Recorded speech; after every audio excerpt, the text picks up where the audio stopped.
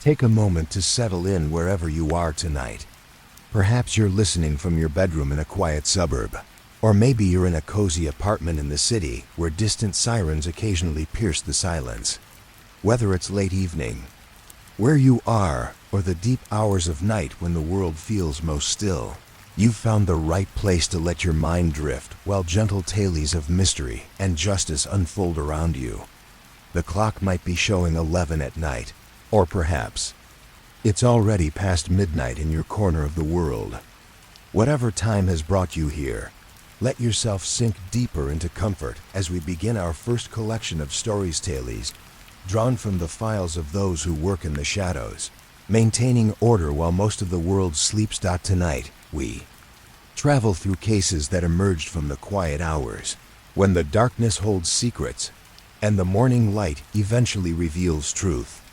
These are stories of patience, of careful work done by dedicated individuals who understand that justice sometimes moves slowly, deliberately, like the gentle rhythm of breathing that will soon carry you toward rest. Detective Sarah Chun had always preferred the night shift.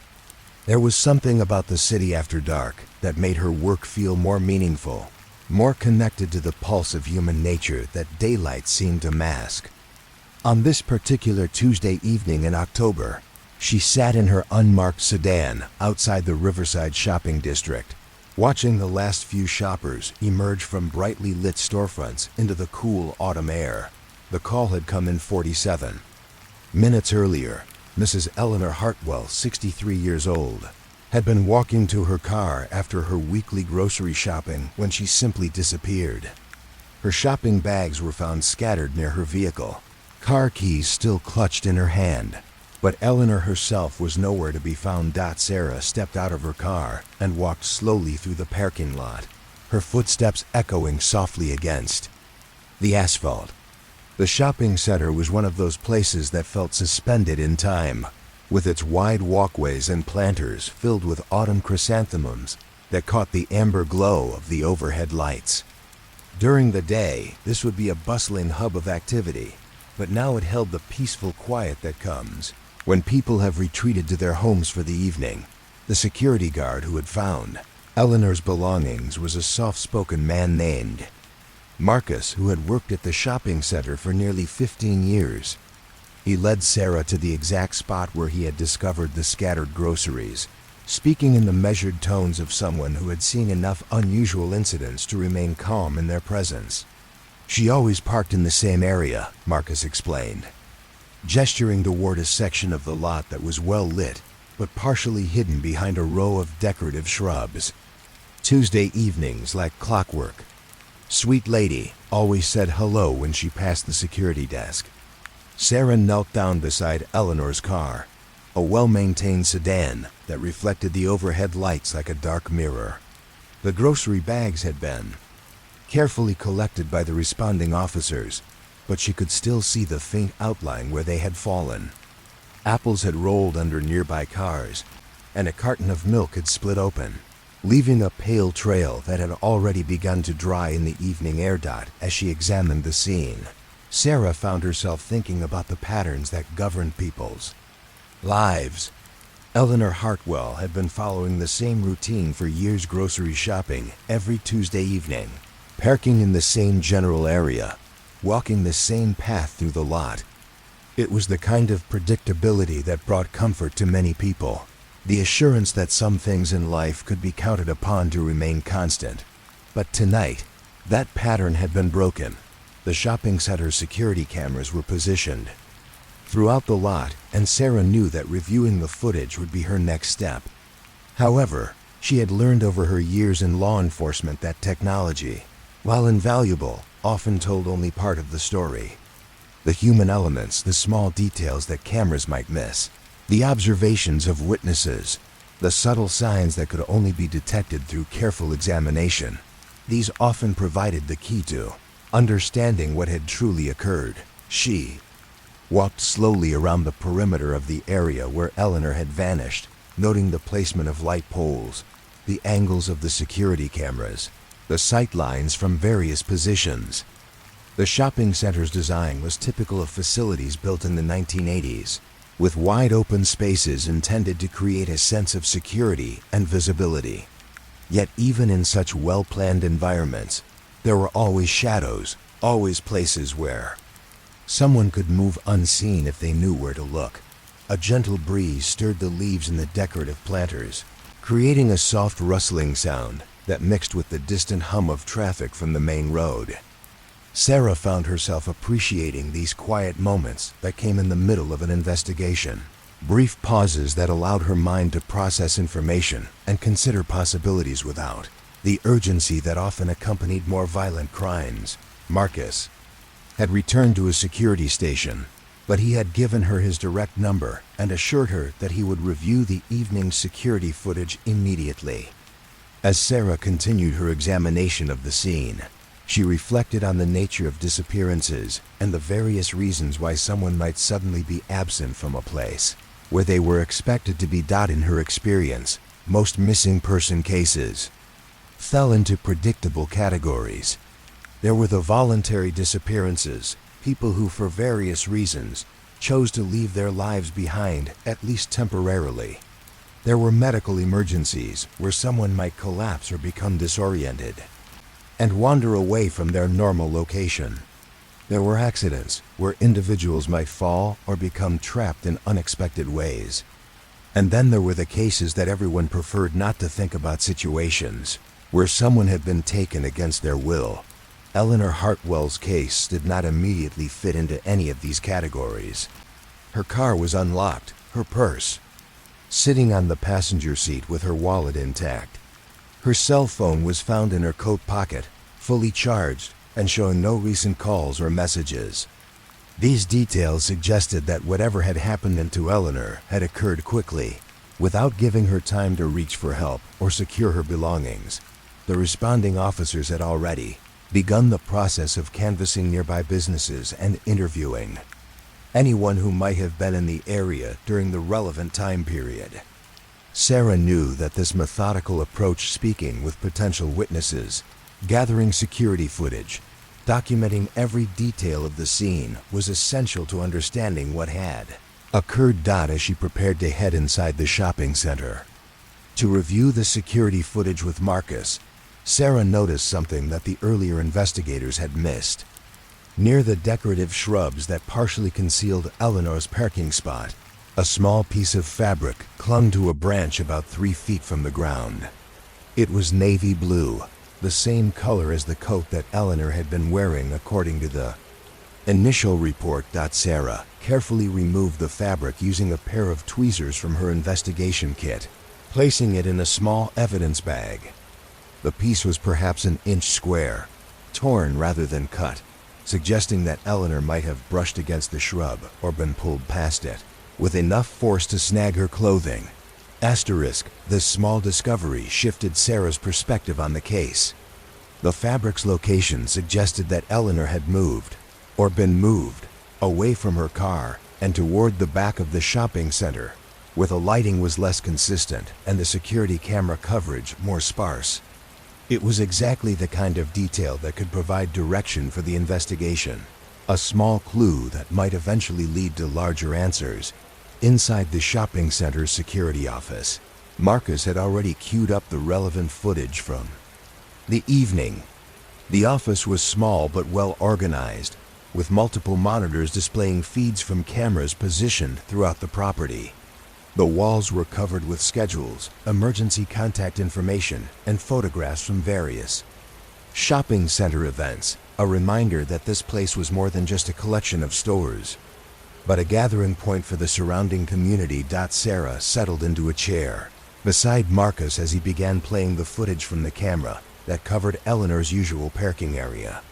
The timestamp showed 7:23 p.m., about 20 minutes before Marcus had discovered the scattered groceries. They watched as Eleanor's familiar figure appeared on screen, walking steadily toward her car with 2 grocery bags in her hands. Eleanor moved with the careful deliberation of someone who is mindful of her surroundings but not particularly concerned about her safety.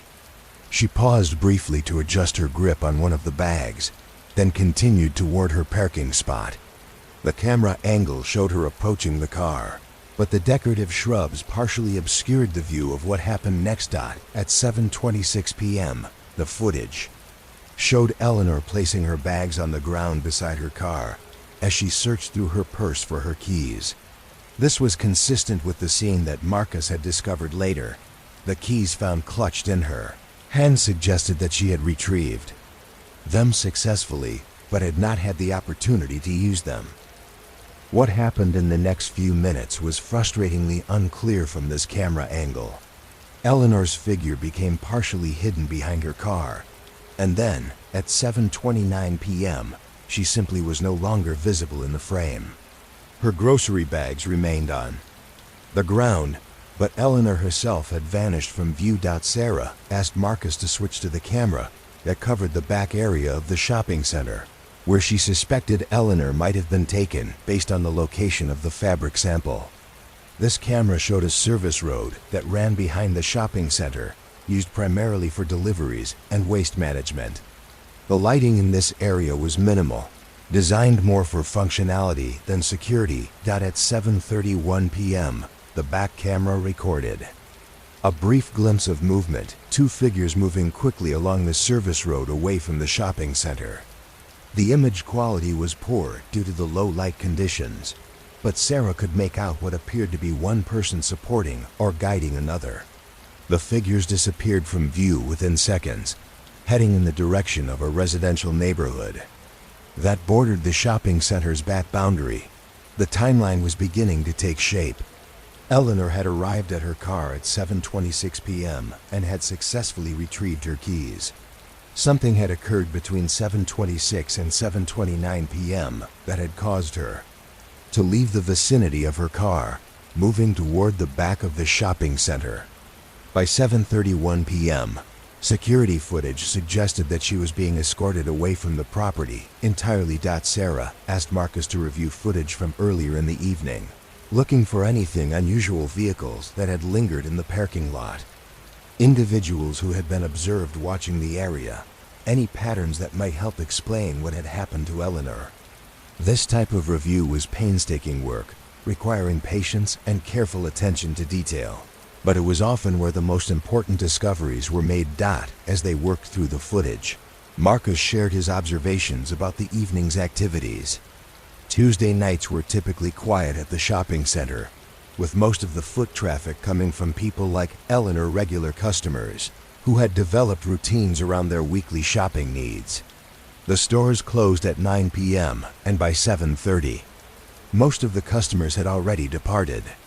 There was one thing that seemed a bit odd, Marcus mentioned as he fast-forwarded through footage from earlier in the evening. Around 6:45, there was a van that parked near the back of the lot. It stayed there for maybe 20 minutes, but no one got out. I noticed it because it wasn't parked near any of the store entrances. Sarah felt her attention sharpen. A vehicle that lingered without apparent purpose was exactly the kind of detail that could be significant in a case like this. She asked Marcus to find the relevant footage, and together they watched as a dark-colored van entered the parking lot and positioned itself in an area that would provide a clear view of Eleanor's usual parking spot. The van remained stationary for 18 minutes. At 7:04 p.m., a figure emerged from the driver's side and walked briefly around the vehicle before returning. From the camera angle, it was impossible to make out any identifying features of the person, but their movement suggested familiarity with the area. They walked with purpose rather than the hesitant steps of someone exploring unfamiliar location. At 7:05 p.m., the van moved to a different position, parking closer to the decorative shrubs where Eleanor would later disappear. This new position placed the vehicle outside the direct view of the main security cameras while still providing access to Eleanor's parking area. The pattern that was emerging suggested a level of planning that was both concerning and potentially helpful for the investigation. Someone had spent time observing the area, positioning themselves strategically, and waiting for Eleanor to follow her predictable routine. This was not a random crime of opportunity. but rather a deliberate action taken by someone who had knowledge of Eleanor's habits. Sarah made notes about the van's license plate, though the image quality and lighting conditions made it difficult to read the complete number. The partial plate information, combined with the vehicle's description, would provide a starting point for investigators to search motor vehicle records and identify potential suspects. As the evening progressed and Sarah continued to gather information about Eleanor's disappearance, she found herself thinking about the nature of routine and how it could both comfort and endanger the people who relied upon it. Eleanor's weekly shopping trips had been a source of structure in her life, a dependable constant that allowed her to maintain her independence and connection to her community. But that same predictability had also made her vulnerable to someone who had chosen to exploit it for unknown purposes. The investigation would continue through the night and into the following days, with teams of officers working to track down the van, interview potential witnesses, and explore every possible lead.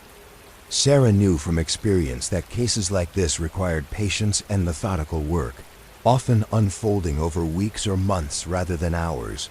But as she prepared to expand the investigation beyond the shopping center, she carried with her the image of Eleanor Hartwell walking purposefully toward her car, grocery bags in hand, completely unaware that her Tuesday evening routine was about to be interrupted in a way that would change everything. The night air had grown cooler as Sarah left the shopping center, and the parking lot was now nearly empty except for the vehicles belonging to employees who would be closing the stores. The scene where Eleanor had vanished was now marked with police tape, a reminder that this familiar place had become the starting point of an investigation that would require all of her skills and experience to resolve. In the distance, the lights of the city stretched toward the horizon. Thousands of homes where people were settling in for the evening, following their own routines and trusting in their own patterns of safety and predictability. Sarah knew that most of them would never experience what Eleanor had encountered tonight, but she also understood that her job was to work in the spaces where that trust was broken, where routine was disrupted, and where the work of finding answers began. Detective James Morrison had been studying the photographs for 3 hours when he finally noticed the pattern that would break the case wide open. It was nearly midnight on a Thursday in November, and his desk at the precinct was illuminated only by the warm glow of his desk lamp and the ambient light from the hallway. The building was quiet except for the occasional footsteps of officers working the night shift and the distant sound of radio chatter from dispatch. The case had begun 6 weeks earlier with what appeared to be a simple burglary. Mrs. Catherine Walsh, a retired schoolteacher who lived alone in a well-maintained house in the Oakwood neighborhood, had returned from a weekend visit with her daughter to find that someone had entered her home. Nothing of obvious value had been taken. Her television, jewelry, and electronics were all untouched, but she had reported an unsettling feeling that someone had been through her personal belongings. What made the case unusual was not what had been taken, but what had been left behind. On Mrs. Walsh's dining room table, the intruder had arranged a small display of items that didn't belong to her: a vintage fountain pen, a leather bookmark, and a small silver locket.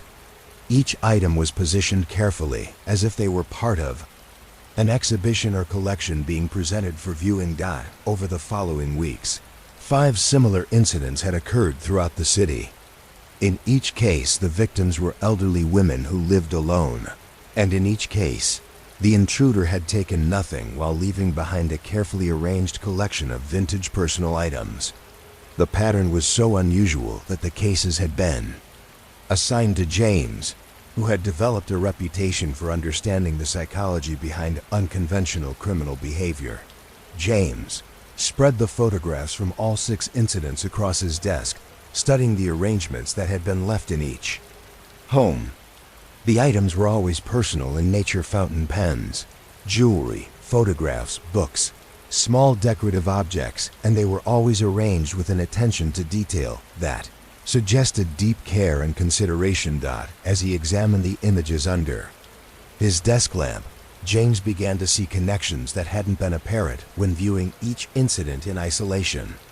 The fountain pen left at Mrs. Walsh's house was similar in style to one that had appeared in a photograph left at the second victim's home. A locket found at the third scene bore an engraving that matched the initials on a bookmark from the fourth incident. The realization that came to James as he sat in the quiet precinct was both disturbing and illuminating. These weren't random collections of vintage items being left by someone with an unusual but harmless compulsion. These were personal belongings that had likely been taken from other elderly women, possibly during similar home invasions that hadn't been reported or had been classified as minor. Burglaries where nothing important was missing. James leaned back in his chair and considered the implications of this discovery.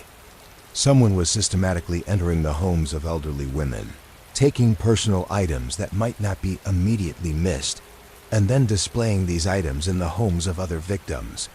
It was a pattern that suggested a complex psychological motivation, perhaps someone who was creating connections between his victims, or who derived satisfaction from knowing that pieces of one person's life were being preserved in another's home.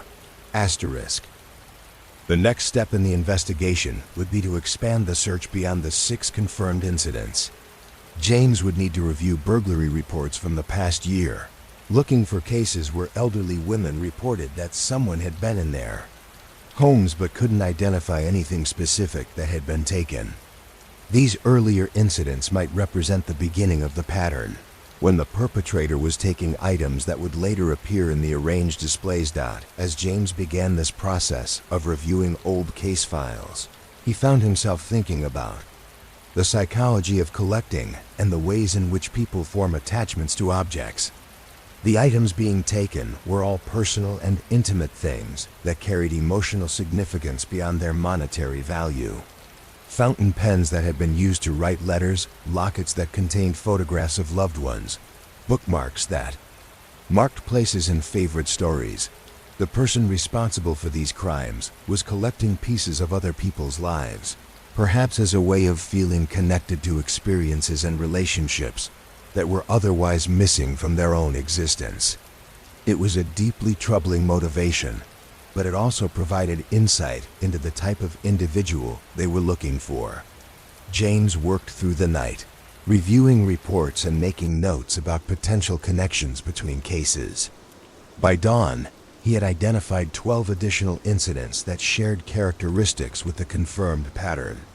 In each case, an elderly woman living alone had reported that someone had been in her home, but couldn't specify what, if anything, had been taken. The expanded timeline stretched back nearly 18 months, suggesting that the perpetrator had been developing and refining this pattern of behavior over a significant period. The early incidents were simpler single items taken, without any corresponding display left behind. As time progressed, the displays had become more elaborate and the selection of items more carefully curated. This evolution in the criminal behavior suggested that James was dealing with someone whose compulsions were intensifying over time. The psychological satisfaction derived from the early incidents had apparently not been sufficient, leading to increasingly complex arrangements and more frequent break-ins. The geographical pattern of the incidents was also revealing. The early break-ins had occurred in a relatively small area on the city's east side, but over time, the perpetrator had expanded their territory to include neighborhoods throughout the metropolitan area. This expansion suggested increasing confidence and possibly a growing sense of immunity from detection. As the morning shift began to arrive at the precinct, James organized his findings and prepared to present them to his supervisor. The case would now require coordination between multiple departments and jurisdictions, as well as a public awareness campaign to alert elderly residents about the pattern of break-ins. But even as he prepared to expand the investigation, James found himself thinking about the human element of the crimes. Each of the victims had experienced the violation of having their private space invaded, their personal belongings examined and potentially taken by a stranger. For elderly individuals living alone, such an experience could be particularly traumatic, undermining their sense of safety and independence. The items being collected, fountain pens, photographs, jewelry, bookmarks, were the kinds of objects that accumulated over a lifetime, each one connected to memories and relationships that gave meaning to a person's existence. By taking these items and displaying them in other people's homes, the perpetrator was disrupting those connections, separating people from the objects that helped them maintain links to their personal history. James had worked enough cases involving crimes against elderly victims to understand that the impact often extended far beyond the immediate incident. Many of his previous cases had involved individuals who became increasingly isolated and fearful after being victimized, sometimes giving up activities and social connections that had previously been important sources of meaning and joy in their lives. As he continued to develop the investigation strategy, James made a note to ensure that victim services would be made available to everyone who had been affected by these break-ins. The unusual nature of the crimes, the fact that valuable items had been left untouched while personal mementos were taken, might make it difficult for some victims to articulate why they felt so disturbed by the incidents. The morning briefing with his supervisor went well, and by afternoon, James had assembled a team of officers who would help expand the investigation. The plan involved revisiting all of the confirmed victims to show them photographs of items that had been found at other scenes, in hopes of identifying objects that might have been taken from their homes. Detective Lisa Park would coordinate with the city's Elderly Services Organization to develop a community awareness program. Detective Michael Rodriguez would lead the effort to trace the origins of the vintage items that had been left at various scenes, working with antique dealers and collectors to identify possible sources. James would continue to focus on the psychological profile of the perpetrator, working with the police department's behavioral analysis unit to develop a more detailed understanding of the motivations behind the crimes. The goal was to anticipate where the perpetrator might strike next and what kind of individual they were looking for. The first breakthrough came that evening, when Mrs. Walsh called the precinct to report that she had recognized one of the items in the photographs James had shown her earlier in the day. The vintage fountain pen that had been found at another victim's home was identical to one that had belonged to her late husband, a pen that she now realized had been missing from his desk in her study. "I hadn't noticed it was gone," Mrs. Walsh explained over the phone, her voice carrying the weight of this realization. "Harold had so many pens, and I rarely go through his desk anymore. But when I saw the photograph, I knew immediately that it was his. It has a small scratch on the clip from where he dropped it years ago." This confirmation of the pattern provided the investigative team with their first direct connection between a stolen item and its original owner. James arranged to meet with Mrs. Walsh the following morning to examine her husband's desk and determine what other items might have been taken during the initial break-in. As he drove through the quiet city streets toward home that night, James reflected on the complexity of human behavior and the ways in which people's needs for connection and meaning could sometimes manifest in harmful ways. The person they were looking for was likely someone who felt isolated and disconnected from normal social relationships, someone who was trying to create artificial connections through the collection and display of other people's personal belongings. Understanding this motivation would be key to apprehending the perpetrator, but it also provided insight into the psychological damage being inflicted on the victims. By taking objects that carried emotional significance, the perpetrator was not just committing burglary, they were disrupting the ways in which elderly individuals maintained connections to their personal history and the people who had been important in their lives. The investigation would continue to unfold over the coming days and weeks, following leads and developing a clearer picture of the person responsible for these unusual crimes. But as James settled into his evening routine, he carried with him an appreciation for the objects that surrounded him in his own home, the photographs, books, and personal items that helped define his identity and maintain his connections to. The people and experiences that had shaped his life. Asterisk, the work of protecting those connections and of understanding what happened when they were threatened or disrupted was part of what drew him to this profession and kept him working late into the night on cases that required patience, empathy, and a deep understanding of human nature. In all its complexity, Detective Ana Martinez had always believed that the most important skill in police work was knowing how to wait. It was something she had learned during her early years on patrol, when rushing into situations often created more problems than it solved. Now, 15 years into her career, she applied that same patience to her investigative work, understanding that some cases revealed their secrets only to those who were willing to observe carefully and wait for the right moment to act.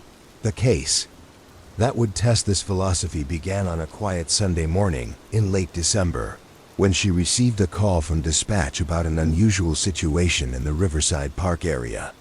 A jogger had discovered what appeared to be surveillance equipment hidden in trees along one of the park's most popular running trails. The equipment was sophisticated small cameras with wireless transmission capabilities, positioned to provide clear views of the path while remaining nearly invisible to casual observers. Ana arrived at the park just as the morning sun was beginning to filter through the bare branches of the oak and maple trees that lined the trails. The jogger who had made the discovery was a regular park user named David Chun, a software engineer who ran the same route every Sunday morning as part of his weekly fitness routine. I only noticed it because I dropped my water bottle and had to crawl under some bushes to retrieve it, David explained as he led Ana to the location where he had found the first camera. The angle was just right for me to see something that didn't belong there, a small lens reflecting the sunlight. The camera was indeed well concealed, attached to a tree trunk about 8 feet above the ground and camouflaged with materials that matched the bark's texture and color. Ana estimated that hundreds of people could have passed directly beneath it without ever realizing it was there. As she examined the device, Ana noted the quality of the installation. This was not amateur work. The camera was professionally mounted, weatherproofed, and connected to what appeared to be a long-lasting power source. Whoever had placed it here had invested significant time, money, and technical expertise in creating an effective surveillance system. The implications were immediately concerning. The trail where the camera had been discovered was popular with joggers, dog walkers, and families with children. The park's design, with its winding paths and secluded areas, made it an ideal location for someone who wanted to observe people without being detected. Ana called for the Technical Crimes Unit to assist with the removal and analysis of the camera, while she and David continued to search the area for additional surveillance equipment. What they discovered over the next hour was deeply troubling. 5 more cameras positioned at strategic points along the trail system, each one carefully hidden and professionally installed. The cameras were positioned to provide comprehensive coverage of the trail system, with overlapping fields of view that would allow someone to track individuals as they moved through the park. The sophistication of the setup suggested that this was not a recent installation. Someone had been observing park users for what could have been months or even years. As the Technical Crimes Unit worked to remove the cameras and preserve any evidence they might contain, Ana began to consider the possible motivations behind such an elaborate surveillance system. The most concerning possibility was that someone had been using the cameras to identify and track potential victims, perhaps as a precursor to more serious crimes. But there were other possibilities as well. The cameras could have been installed by someone with a voyeuristic compulsion, someone who derives satisfaction from secretly observing others. They could be connected to online activities, perhaps someone who was streaming or selling footage of unsuspecting park users. Or they could be part of some other form of illegal activity that required the ability to monitor who was using the park and when. Whatever the motivation, the discovery of the cameras represented a serious violation of privacy for everyone who had used the park trails during the time the surveillance system had been operational. Anna knew that her investigation would need to focus not only on identifying the person responsible, but also on determining the full extent of what had been recorded and how that information might have been used. The technical analysis of the collision cameras would take several days, but the initial examination revealed some important details. The devices were high-quality models that would have cost several $1,000s to purchase and install. They were configured to transmit data wirelessly, suggesting that someone had been able to monitor the feeds remotely rather than having to physically access the cameras to retrieve recordings. The wireless transmission capabilities also meant that there was likely a receiving station somewhere in the vicinity of the park, a location where someone could monitor multiple camera feeds simultaneously and record footage for later viewing. Identifying this location would be crucial to understanding who was responsible for the surveillance system. Anna spent the remainder of Sunday conducting a preliminary canvass of the neighborhood surrounding the park, looking for properties that might provide a clear line of sight to the areas where the cameras had been installed. The park was bordered by a mix of residential areas and commercial developments, providing numerous potential locations for someone to establish a monitoring station. As she walked through the area, Anna found herself thinking about the psychology of surveillance and the motivations that might drive someone to invest so much time and resources in secretly watching strangers. The act of observation could provide a sense of power and control. The watcher knew things about the watch that they didn't know about themselves, creating an artificial intimacy that was entirely one-sided.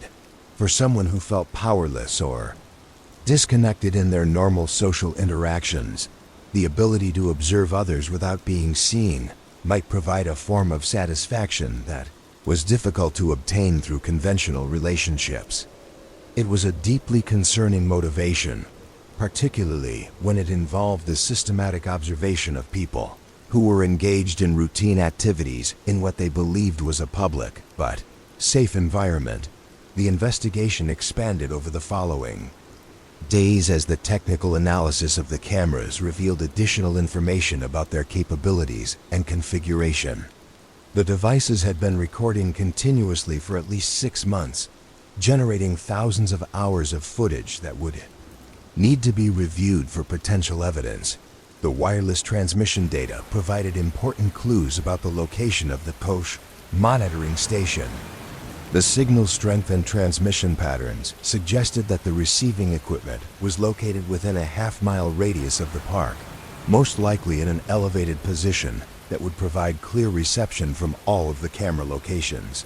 Detective Rodriguez joined the investigation to assist with the technical aspects of tracking the wireless signals, while Detective Park focused on interviewing park users who might have noticed unusual activity or individuals in the area.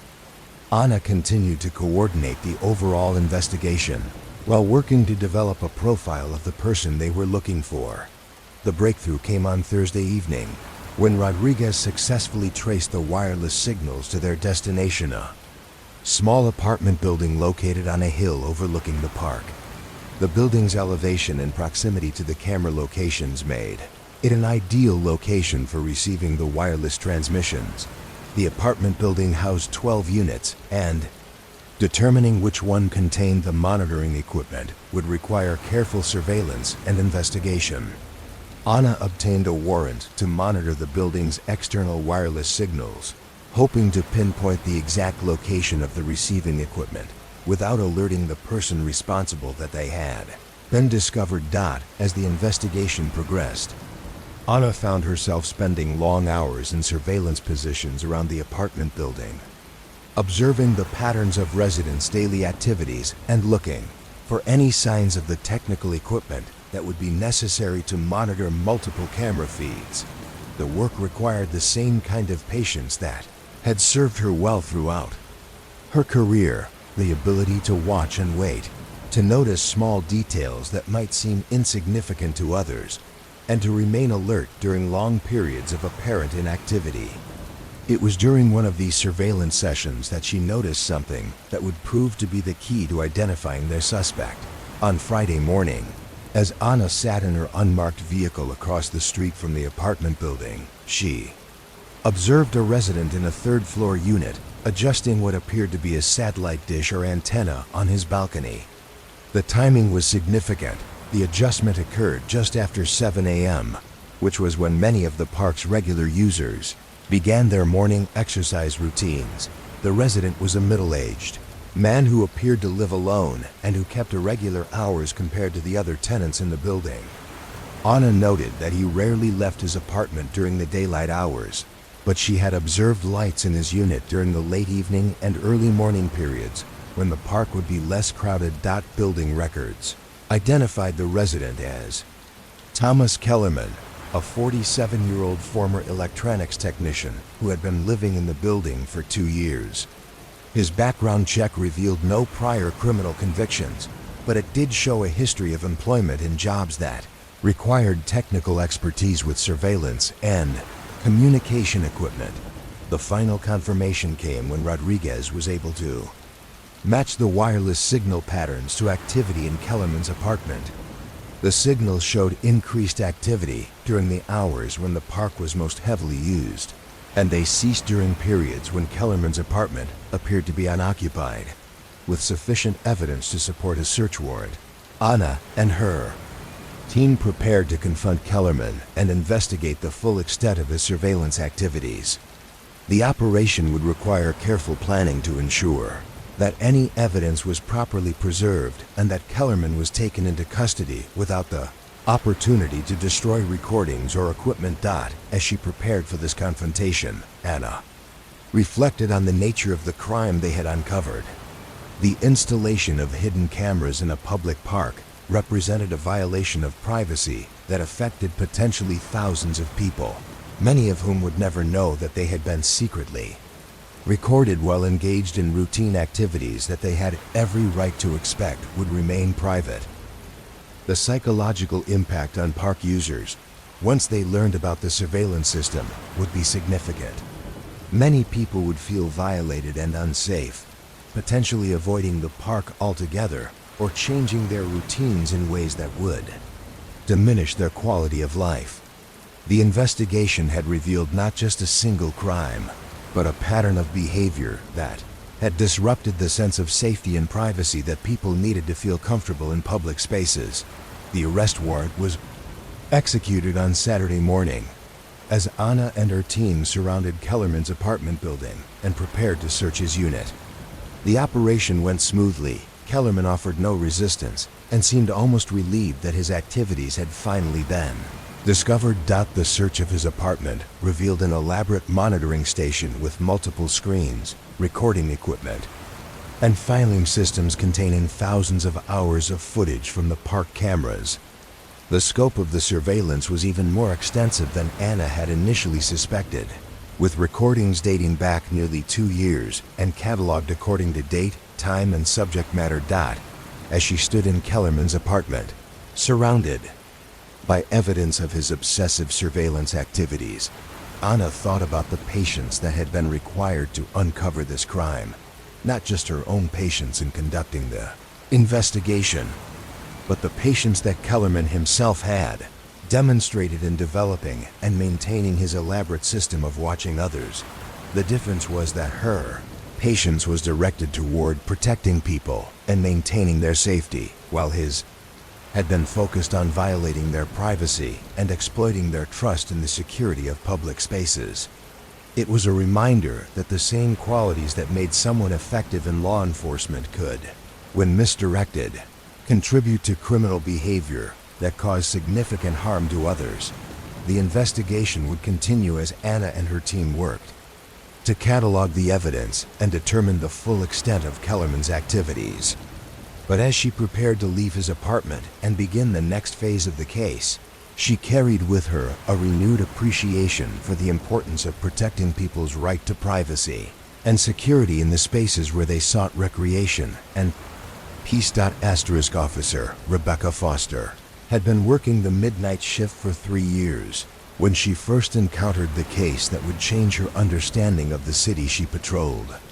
It was a Thursday night in January, and the streets were quieter than usual due to a light snow that had begun falling around 11 o'clock. The precipitation created a peaceful atmosphere, muffling sounds and casting a soft glow around the streetlights that illuminated her patrol route through the downtown business district. Rebecca had always appreciated the unique character of the Pave city during the overnight hours. The urgency and chaos of daytime activities gave way to a different rhythm, one that allowed her to observe patterns and details that might be missed during busier times. The people she encountered on the midnight shift were often those whose lives existed on the margins of conventional schedules. Night shift workers heading home, insomniacs walking off restless energy, and occasionally individuals whose activities were better suited to the cover of darkness. The call that came through her RADIO at 1:47 a.m. seemed routine at first. A security guard at the Westfield office complex had reported seeing someone moving around in one of the buildings that should have been empty. The complex housed several small businesses, accounting firms, consulting companies, and professional services offices, none of which would normally have staff present in the early morning hours. Rebecca responded to the call with the measured approach she had learned to apply to all overnight situations. What appeared to be straightforward during the day often proved more complex when viewed through the lens of the night shift, when motivations were less clear and explanations less readily apparent. The security guard who had made the report was stationed in the complex's main lobby, where he monitored surveillance feeds from cameras throughout the four-building development. His name was Walter Kim, and he had been working overnight security for nearly a decade. His experience had taught him to distinguish between normal after-hours activity and situations that warranted police attention. "I've been watching someone on the third floor of Building C for about 20 minutes, Walter explained as he led Rebecca to the security desk. "They're moving systematically through the offices with what looks like a flashlight, but they're not behaving like a typical burglar. They seem to be looking for something specific, and they're being very careful not to disturb anything." The surveillance monitors showed a figure moving slowly through the offices, pausing frequently to examine documents and computer screens. The person appeared to be photographing certain materials with a small camera or phone, but they weren't taking anything physical from the offices they visited. Rebecca studied the figure on the monitors, noting the deliberate and methodical nature of their movements. This wasn't the hasty activity of someone stealing office equipment or searching for cash and valuables. The intruder seemed to have a specific agenda and the knowledge necessary to find what they were looking for. "Has this happened before?" Rebecca asked Walter as they continued to watch the surveillance feeds. "Not exactly like this," Walter replied. "We've had a few incidents over the past couple of months where offices reported that someone had been through their files, but nothing was ever reported missing. The business owners usually attributed it to employees working late or cleaning staff moving things around." This information suggested that what they were observing might be part of a larger pattern of unauthorized access to the office complex.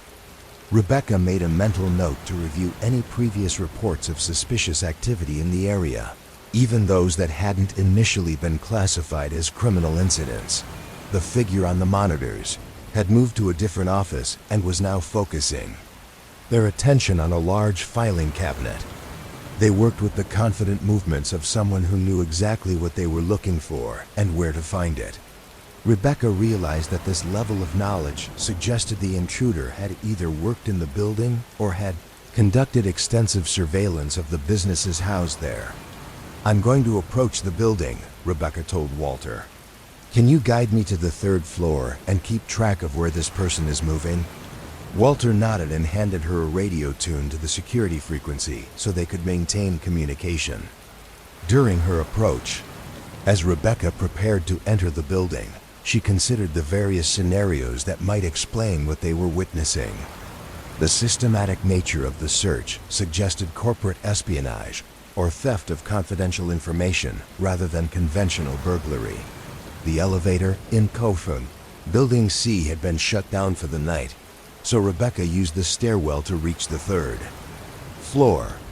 The building was eerily quiet, with only the soft hum of heating systems and the distant sound of Walter's voice providing updates on the intruder's location through her radio. As she reached the third floor, Rebecca could see a faint glow of light coming from an office at the end of the hallway.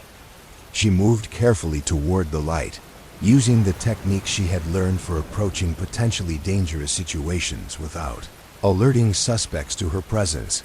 The office with the light belonged to Meridian Financial Services, a small accounting firm that specialized in serving local businesses and individual clients. Through the partially open door, Rebecca could see the figure that Walter had been tracking on the surveillance cameras. It was a woman, approximately 35 years old, dressed in dark clothing and using a small penlight to illuminate documents. As she photographed them, Rebecca observed the woman's activities for several minutes, noting the professional way she handled the documents and the expensive-looking camera she was using to photograph them. This was clearly not someone engaging in random criminal activity, but rather a person with specific knowledge and objectives. When Rebecca finally announced her presence and instructed the woman to stop what she was doing, the response was surprising. Rather than attempting to flee or expressing shock at being discovered, the woman simply turned off her penlight and placed her camera carefully on the desk before raising her hands to show that she was complying with Rebecca's instructions. "My name is Lisa Crawford," the woman said in a calm, professional voice. "I'm a private investigator, and I'm working on a case involving potential fraud by this company. I have identification in my jacket pocket." Rebecca maintained her cautious approach while allowing Lisa to retrieve her identification. The private investigator's license appeared to be genuine, but the fact that she was conducting her investigation by breaking into offices in the middle of the night raised serious questions about the legality and ethics of her methods. As Rebecca began to gather more information about the situation, the complexity of what she had encountered became increasingly apparent. Lisa explained that she had been hired by a group of clients who suspected that Meridian Financial Services had been embezzling money from their accounts. Her investigation had revealed evidence of fraudulent activity, but she had been unable to obtain the documentation necessary to prove her case through conventional means. "I know that what I'm doing isn't technically legal," Lisa admitted as Rebecca prepared to place her under arrest for breaking and entering. "But these people have been stealing from elderly clients for months, and the traditional regulatory processes are too slow to stop them before they cause even more damage." Rebecca found herself in a situation that illustrated the complex moral and legal questions that often arose during overnight patrol work. While Lisa's methods were clearly illegal, her stated motivation was to protect vulnerable individuals from ongoing financial crimes. The evidence she claimed to have gathered might be crucial for stopping the fraud, but it had been obtained through unauthorized means that could make it inadmissible in court. As she processed Lisa's arrest and secured the scene at Meridian Financial Services, Rebecca reflected on the nature of justice and the various ways that people sought to address perceived wrongs when official channels seemed inadequate or too slow to provide relief. The investigation that followed Lisa's arrest revealed that her suspicions about Meridian Financial Services were well-founded. The company had indeed been systematically stealing from client accounts, using sophisticated methods to hide their activities from routine auditing processes. The photographs Lisa had taken during her unauthorized investigation provided clear evidence of the fraudulent schemes, even though their admissibility in court would be complicated by the illegal manner in which they had been obtained. Rebecca's role in the case extended beyond the initial arrest, as she worked with detectives and financial crimes investigators to develop a comprehensive understanding of the fraud scheme and its impact on victims. The case required her to learn about complex financial transactions and regulatory requirements. expanding her knowledge beyond the street-level police work that typically defined her. Midnight shift duties, the elderly clients who had been victimized by the financial services company were grateful for Rebecca's work in uncovering the crimes. But many of them expressed frustration with a system that had failed to protect them from sophisticated financial predators. Their stories provided Rebecca with insight into the ways that criminal activity could destroy people's sense of security and independence, particularly when it involved the theft of resources they needed for their basic care and survival. As the case progressed through the legal system, Rebecca continued to work her midnight shift, but with an enhanced appreciation for the complexity of the situations she might encounter. The night hours that had once seemed routine now carried the potential for discovering crimes and motivations that were far more intricate than simple theft or vandalism. The Meridian Financial Services case also taught her about the importance of understanding the broader context of criminal activity. What had initially appeared to be a straightforward breaking and entering incident had actually been part of a complex web of fraud, investigation, and moral ambiguity that challenged her understanding of right and wrong. Lisa Crawford eventually pleaded guilty to breaking and entering charges but received a suspended sentence in recognition of her role in exposing the financial fraud. The information she had gathered, while not directly admissible in court, provided investigators with leads that enabled them to develop admissible evidence through legal means. Meridian Financial Services was shut down, and its principals faced criminal charges for the theft of more than $200,000 from client accounts. The victims were able to recover most of their losses through insurance and restitution arrangements, though many of them continued to struggle with the emotional impact of having been betrayed by professionals they had trusted with their financial security. Rebecca's work on the case earned her recognition from her supervisors and led to opportunities to work with specialized units focused on financial crimes and complex investigations. However, she chose to remain on the midnight shift, where she felt her skills and experience were most valuable for identifying and addressing the unexpected situations that arose when the city's normal rhythms were suspended. The case had taught her that some of the most important police work happened not in response to emergency calls, but through the patient observation and careful investigation of situations that initially seemed routine or straightforward.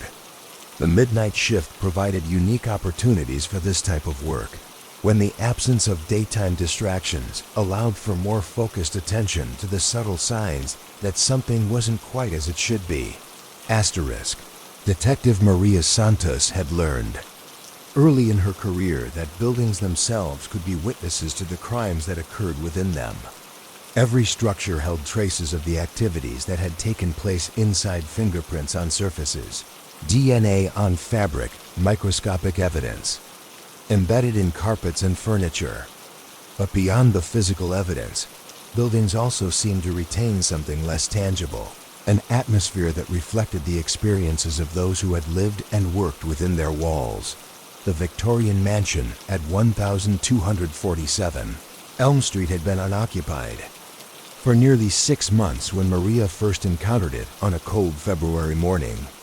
The property had been the subject of a neighbor's complaint about suspicious activity. Lights had been seen in windows during the early morning hours, despite the fact that the house was supposed to be empty while the estate of its deceased owner was being settled. Maria parked her unmarked sedan across the street from the mansion and spent several minutes observing the property from this distance.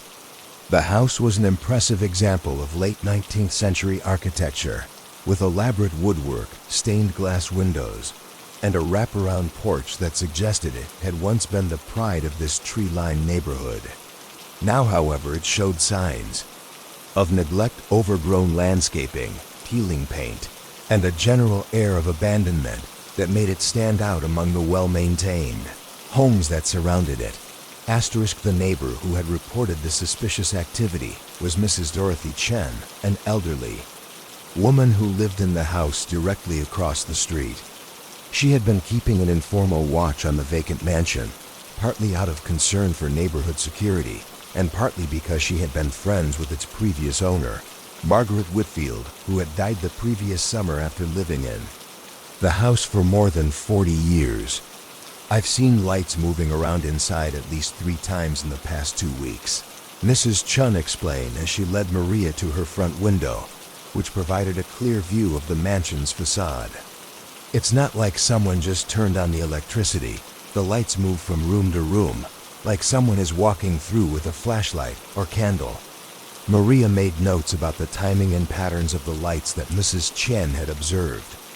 The activity seemed to occur primarily in the early morning hours, between 2 and 4 a.m., and it appeared to be concentrated in the second floor of the house. This timing suggested that whoever was entering the property was trying to avoid detection by choosing hours, when neighbors were least likely to be awake and alert. Asterisk, the legal status of the property was complicated, which would affect how Maria could proceed with her investigation. The mansion was part of an estate that was still being probated, and the heirs lived in different states and had not yet made decisions about what to do with the property.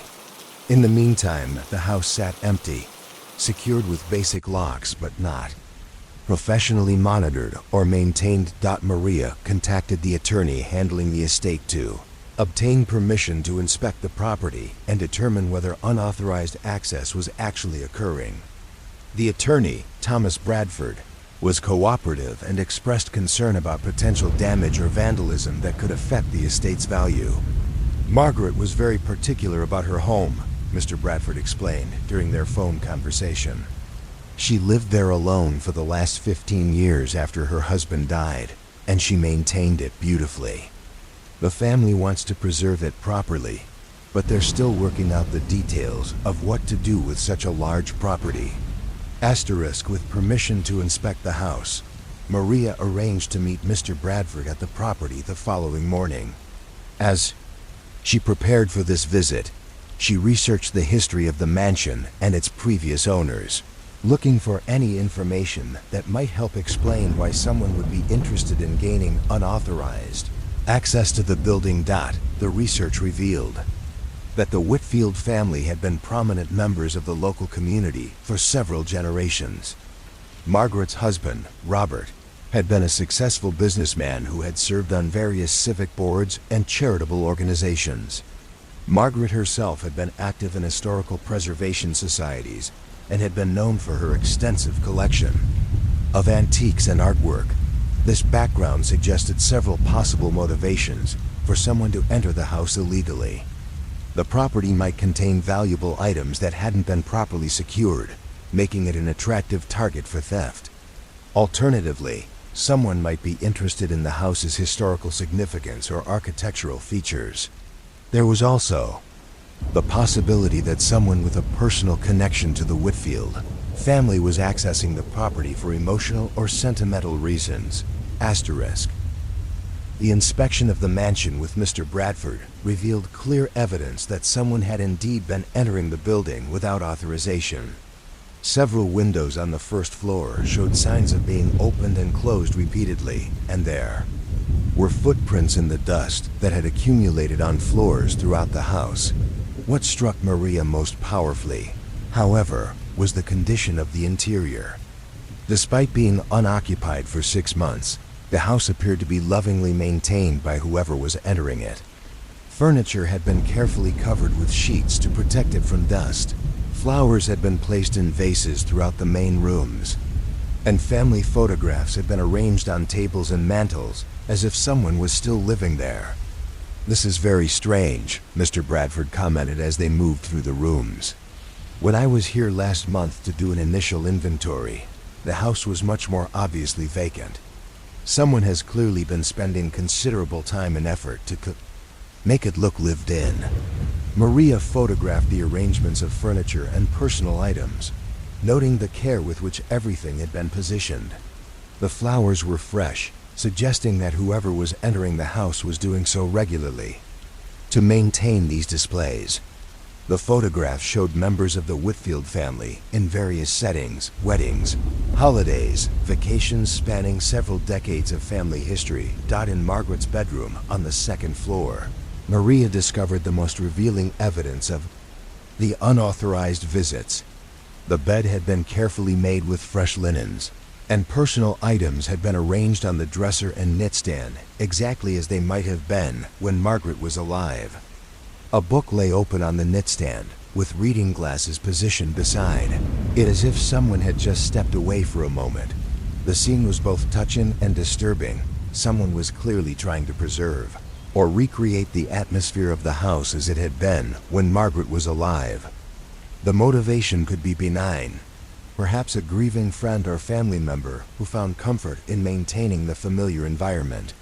But it could also represent something more concerning, such as an obsessive fixation on the deceased woman or her lifestyle. Maria's investigation expanded to include interviews with neighbors who had known Margaret Whitfield and might be able to provide information about who would have both the motivation and the opportunity to access the house. The picture that emerged was of a woman who had been well liked in the community, but who had lived a relatively private life, especially in her later years after her husband's death.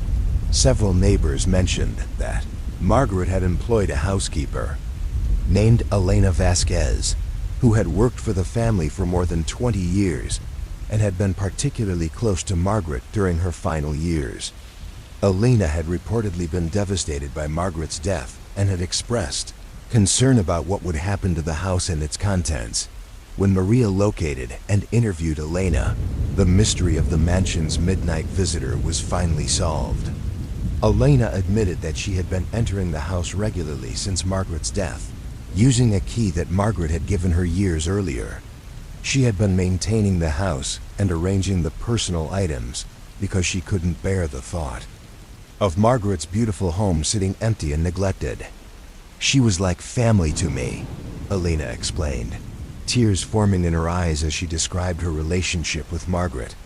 "I worked in that house for 20 years, and she treated me with such kindness and respect. When she died, it felt wrong to just walk away and let everything fall apart." Elena's actions, while motivated by love and grief, were technically trespassing, since she no longer had authorization to be in the house after Margaret's death. However, her care for the property had actually helped preserve it and had caused no damage or loss to the estate.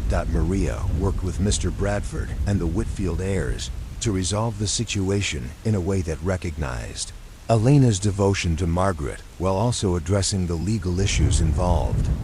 The family was moved by Elena's dedication and arranged for her to continue caring for the house on a formal basis until decisions could be made about its future. The case provided Maria with insight into the complex emotions that could surround death and loss, and the various ways that people sought to maintain connections to those who had been important in their lives. Elena's midnight visits to the mansion were her way of honoring Margaret's memory and ensuring that the home they had both loved continued to be treated with care and respect. As Maria completed her report on the case, she reflected on the role that places could play in people's lives and the powerful attachments that could develop between individuals and the physical spaces where they had shared meaningful experiences. The mansion at 1247 Elm Street had indeed been a silent witness to the activities that occurred within its walls, but it had also been something more, a repository of memories and emotions that continued to draw people back even after its primary occupant was no longer there. The resolution of the Elena Vasquez case led to changes in how the police department handled reports of suspicious activity in vacant properties, with officers now trained to consider the emotional and relational factors that might explain unusual behavior around unoccupied buildings. Maria's work on the case earned her recognition for her sensitivity in handling situations that involved grief and loss, and she began to specialize in cases that required understanding of the complex motivations that could drive seemingly inexplicable behavior. Detective Kevin Park had been working with computer crimes for only 8 months when he encountered the case that would fundamentally change his understanding of how criminal activity had evolved in the digital age. The investigation began with what appeared to be a routine identity theft complaint, but it would eventually reveal a sophisticated operation that had been systematically targeting elderly individuals throughout the region. The initial complaint came from Mrs. Alice Henderson, a 78-year-old retired teacher who had discovered unauthorized transactions on her bank account, totaling nearly $3,000. Mrs. Henderson was meticulous about her finances and had noticed the discrepancies immediately when reviewing her monthly statement. What made the case unusual was not the fact that her identity had been compromised, but rather the sophisticated methods that had been used to gather her personal information. Kevin met with Mrs. Henderson at her home, a modest but well-maintained house in a quiet residential neighborhood. As she described the unauthorized transactions, it became clear that whoever had gained access to her financial information possessed detailed knowledge about her daily routines, her banking habits, and even her personal relationships. The transactions were all for amounts that I might normally spend, Mrs. Henderson explained as she showed Kevin her bank statements. Grocery stores, pharmacies, even a charge at the garden center where I shop regularly.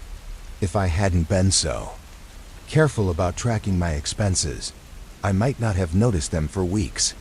This level of detailed knowledge about Mrs. Henderson's spending patterns suggested that the identity thief had been conducting surveillance of her activities, either physically or through electronic means. Kevin began his investigation by examining Mrs. Henderson's computer and internet usage, looking for evidence of malware, phishing attempts, or other digital intrusion methods. What he discovered was both sophisticated and deeply troubling. Mrs. Henderson's computer had been infected with several types of surveillance software that were recording her keystrokes, capturing screenshots of her online activities, and transmitting this information to remote servers. The malware had been installed gradually over a period of several months, making it virtually undetectable to someone without technical expertise. But the digital surveillance was only part of a larger operation.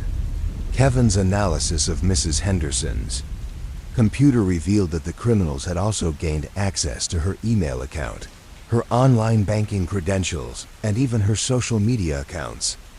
They had been systematically gathering information about her personal life, her financial resources, and her daily routines. The sophistication of the operation suggested that Mrs. Henderson was not an isolated victim, but rather part of a larger pattern of criminal activity targeting elderly individuals. Kevin expanded his investigation to include other recent identity theft reports, looking for similar methods and patterns that might indicate a coordinated effort.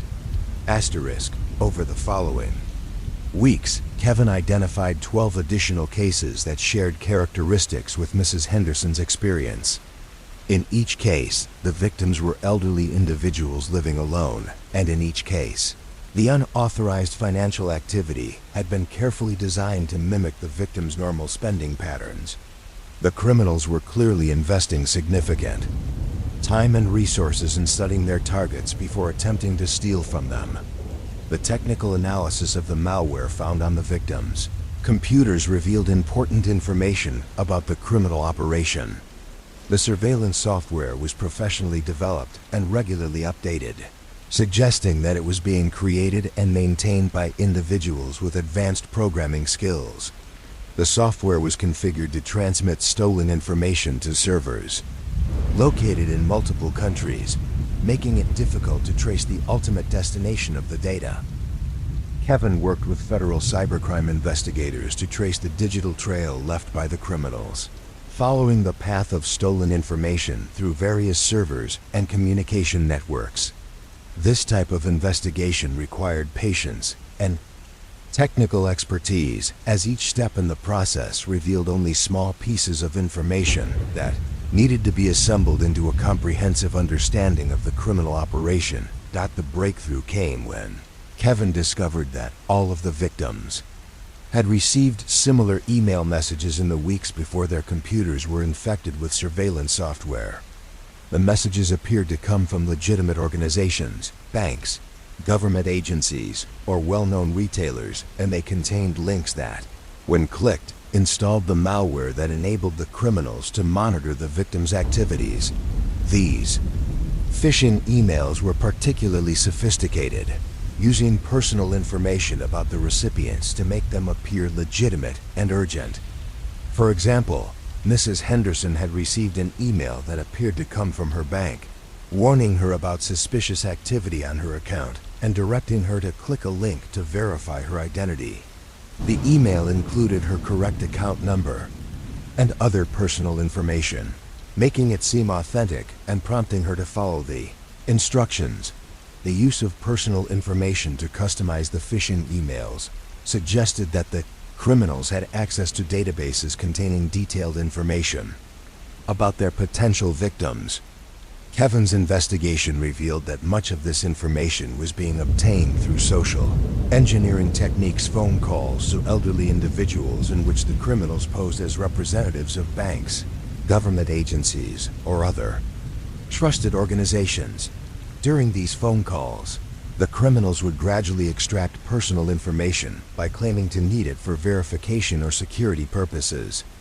They would ask for account numbers, social security numbers, dates of birth, and other details that could later be used to create convincing phishing emails or to directly access financial accounts. The investigation expanded to include telephone fraud specialists who helped Kevin understand the various techniques that were being used to manipulate elderly victims into providing personal information. The criminals were skilled at creating scenarios that seemed urgent and legitimate, often claiming that the victims' accounts were at risk and that immediate action was necessary to protect their financial security. As Kevin continued to trace the digital evidence, he discovered that the criminal operation was much larger than initially suspected. The surveillance software had been installed on hundreds of computers throughout the region, and the stolen financial information was being used not only for direct theft, but also for creating false identities that could be used in other criminal activities. The scope of the operation required coordination between multiple law enforcement agencies, as the criminals were operating across state and national boundaries using sophisticated technology and communication networks.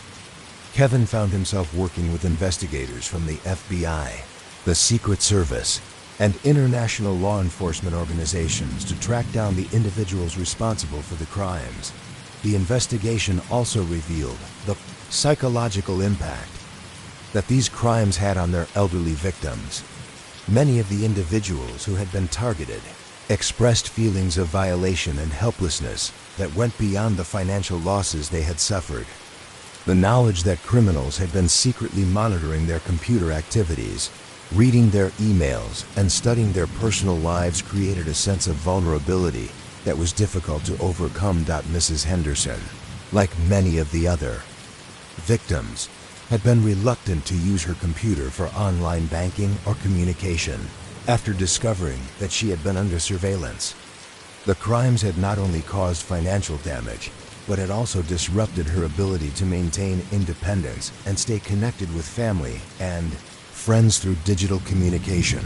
Kevin's work on the case led to his specialization in crimes targeting elderly individuals, and he became involved in developing educational programs designed to help older adults recognize and avoid digital fraud schemes.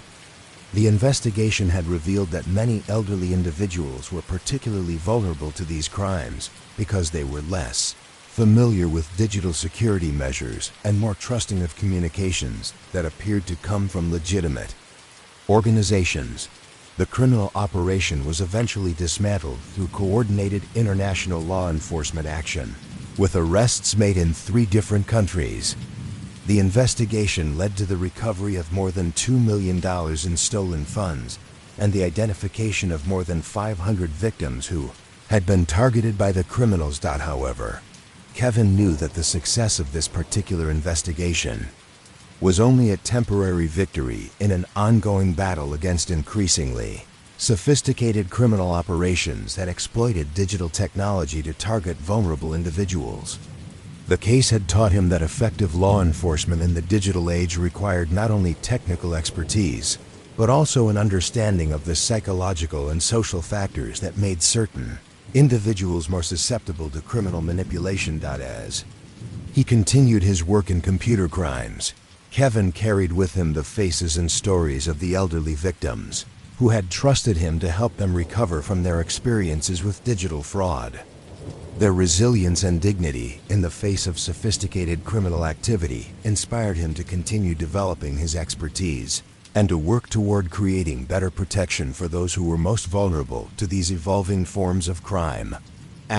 Detective Patricia Williams had always found it curious how crime scenes could reveal so much about the personalities and motivations of the people involved in them.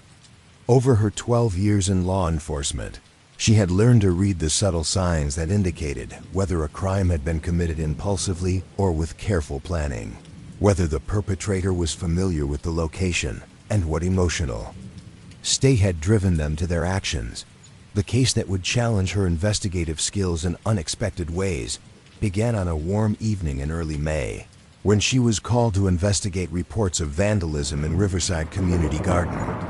The garden was a beloved neighborhood resource, maintained by volunteers who had transformed a vacant lot into a thriving space where residents could grow vegetables, flowers, and herbs while building connections with their neighbors. Patricia arrived at the garden just as the sun was beginning to set, casting long shadows between the raised beds and small greenhouses that filled the space. The scene that greeted her was unlike any vandalism case she had previously encountered. Rather than the random destruction that typically characterized such crimes, what she found appeared to be the work of someone with extensive knowledge of gardening and plant care. The garden's coordinator, a retired botanist named Dr. Margaret Torres, met Patricia at the entrance and led her through the damaged areas. As they walked along the gravel paths that connected the various garden plots, Dr. Torres explained what had been discovered that morning by volunteers who had come to tend their plants. At first, we thought we were looking at some kind of plant disease, Dr. Torres said as they paused beside a section where several tomato plants had been carefully uprooted and replanted in a different configuration. But as we examined the damage more closely, it became clear that someone had systematically rearranged entire sections of the garden during the night. Patricia studied the affected areas, noting the precision with which the work had been done. The plants had been moved with obvious care, root systems had been preserved, and each plant had been provided with adequate water and nutrients in its new location. This was not the work of someone trying to destroy the garden, but rather someone who was trying to improve it according to their own vision. The pattern of changes was both extensive and systematic. Vegetables had been relocated to optimize their sun exposure and soil conditions. Flowers had been rearranged to create more aesthetically pleasing color combinations. Even the garden's pathways had been modified to improve traffic flow and accessibility. Whoever did this knows a great deal about horticulture, Dr. Torres admitted as they continued their survey of the garden. In many cases, the new plant locations are actually better suited to the growing conditions than where we had originally placed them. It's as if someone conducted a complete botanical analysis of our space and redesigned it for maximum efficiency. This assessment complicated Patricia's understanding of what crime, if any, had actually been committed. The garden was a public space, maintained through volunteer effort and community donations. While the person who had rearranged the plants had clearly trespassed on the property during overnight hours, their actions had arguably improved rather than damaged the garden. Patricia began her investigation by examining the entry points to the garden and looking for evidence of how the nighttime visitor had gained access to the space. The garden was surrounded by a modest fence designed more to define boundaries than to provide security, and there were several gates that could be easily opened by someone familiar with their latching mechanisms. More intriguing than the question of access was the evidence of the extensive work that had been accomplished during a single night. The rearrangement of plants, pathways, and growing areas represented many hours of careful labor. Patricia estimated that the work would have required at least 6 to 8 hours to complete, suggesting that the person responsible had spent most of the night working in the garden. The tools and equipment needed for such extensive reorganization had apparently been brought to the garden by the nighttime visitor, as none of the garden's own tools showed signs of recent heavy use. This indicated a level of planning and preparation that was inconsistent with impulsive vandalism or casual trespassing. Patricia interviewed several of the garden's regular volunteers, hoping to identify someone who might have knowledge of the space and the expertise necessary to carry out such a comprehensive redesign. The interviews revealed that the garden community included several retired professionals with backgrounds in landscape architecture, botany, and agricultural science. One name that came up repeatedly in these conversations was Dr. Harold Chun, a recently retired professor of agricultural science who had been volunteering in the garden for about 2 years. Several people mentioned that Dr. Chun had often expressed opinions about how the garden's layout could be improved, and he had occasionally made suggestions for relocating plants to more suitable growing conditions. However, when Patricia contacted Dr. Chun, he seemed genuinely surprised by the overnight changes and denied any involvement in the rearrangement. He did acknowledge that many of the modifications aligned with suggestions he had made during garden planning meetings, but he insisted that he would never have undertaken such work without discussing it with other volunteers first. Patricia's investigation was complicated by the fact that most of the garden's volunteers actually approved of the changes that had been made. The new plant arrangements were indeed better suited to the growing conditions, and the modified pathways improved accessibility for elderly and disabled gardeners. Several people expressed the wish that they could thank the mysterious night gardener rather than prosecute them. The breakthrough in the case came when Patricia discovered that the garden's small tool shed contained a notebook that hadn't been there before. The notebook contained detailed diagrams and notes about optimal plant placement, soil conditions, and growing schedules for various crops. The handwriting was precise and technical, filled with botanical terminology and references to agricultural science principles. More revealing than the technical content was a personal note written on the notebook's final page. "I hope these changes will help the garden flourish. I couldn't bear to see such a wonderful space not reaching its full potential. Please forgive the presumption. A fellow gardener." The note provided insight into the motivation behind the nighttime rearrangement, but it also deepened the mystery of the person's identity. The handwriting didn't match samples from any of the garden's registered volunteers, and the technical expertise demonstrated in the notebook suggested someone with advanced training in agricultural science. Patricia expanded her investigation to include retired faculty from local universities, agricultural extension agents, and professional landscapers who might have the knowledge and motivation to undertake such a project. The search eventually led her to Dr. Elizabeth Martinez, a retired agricultural scientist who had moved to the area 6 months earlier but had been hesitant to join community activities due to social anxiety. When Patricia interviewed Dr. Martinez, she discovered a woman who was passionate about plants and gardening, but who struggled with the social interactions required to participate in community garden activities. Dr. Martinez had been walking past the garden during her evening walks and had become increasingly concerned about what she perceived as suboptimal growing conditions for many of the plants. "I kept thinking about how much better the tomatoes would do with more morning sun, and how the herbs were being crowded by taller plants," Dr. Martinez explained, her voice reflecting both embarrassment and genuine concern for the garden's welfare. "I finally couldn't resist making some adjustments. I thought if I did it carefully and quietly, people might just think the plants had been moved during regular maintenance."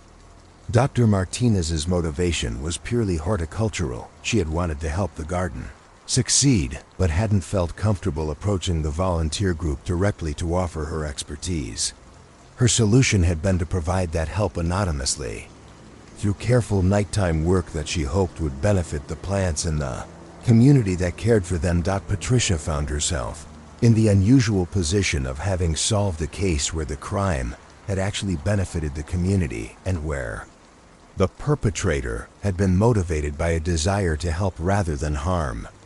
The legal issues were minimal. Dr. Martinez had technically trespassed, but she had caused no damage and had actually improved the property. The resolution of the case came through community mediation rather than criminal prosecution. Patricia arranged for Dr. Martinez to meet with Dr. Torres and other garden coordinators to discuss her interest in contributing to the garden's success. The meeting led to Dr. Martinez becoming an official volunteer and eventually the garden's new consulting horticulturalist. The case provided Patricia with insight into the various motivations that could drive people to take actions that, while technically illegal, were intended to benefit others. Dr. Martinez's nighttime gardening had been her way of contributing to the community, while avoiding the social interactions that she found challenging. The garden community's positive response to Dr. Martinez's unauthorized improvements also demonstrated how community-minded individuals could find common ground even when their initial interactions occurred under unusual circumstances. The case became a model for how law enforcement could address situations where technical violations of the law were motivated by constructive rather than destructive intentions. Patricia's work on the night gardener case led to her involvement in community policing initiatives focused on building bridges between law enforcement and residents who might be reluctant to engage with traditional authority structures. Her experience with Dr. Martinez had taught her that some of the most valuable community members were those who preferred to contribute quietly and without recognition. As she continued her career in law enforcement, Patricia carried with her an appreciation for the complex motivations that could drive human behavior and the importance of understanding context when determining how to respond to unusual situations. The night gardener case had reminded her that sometimes the most meaningful crimes were those that revealed people's desire to make their communities better, even when they went about it in unconventional ways. Detective Robert Kim had learned during his 15-year career that some of the most challenging cases were those that blurred the lines between criminal behavior and mental health issues.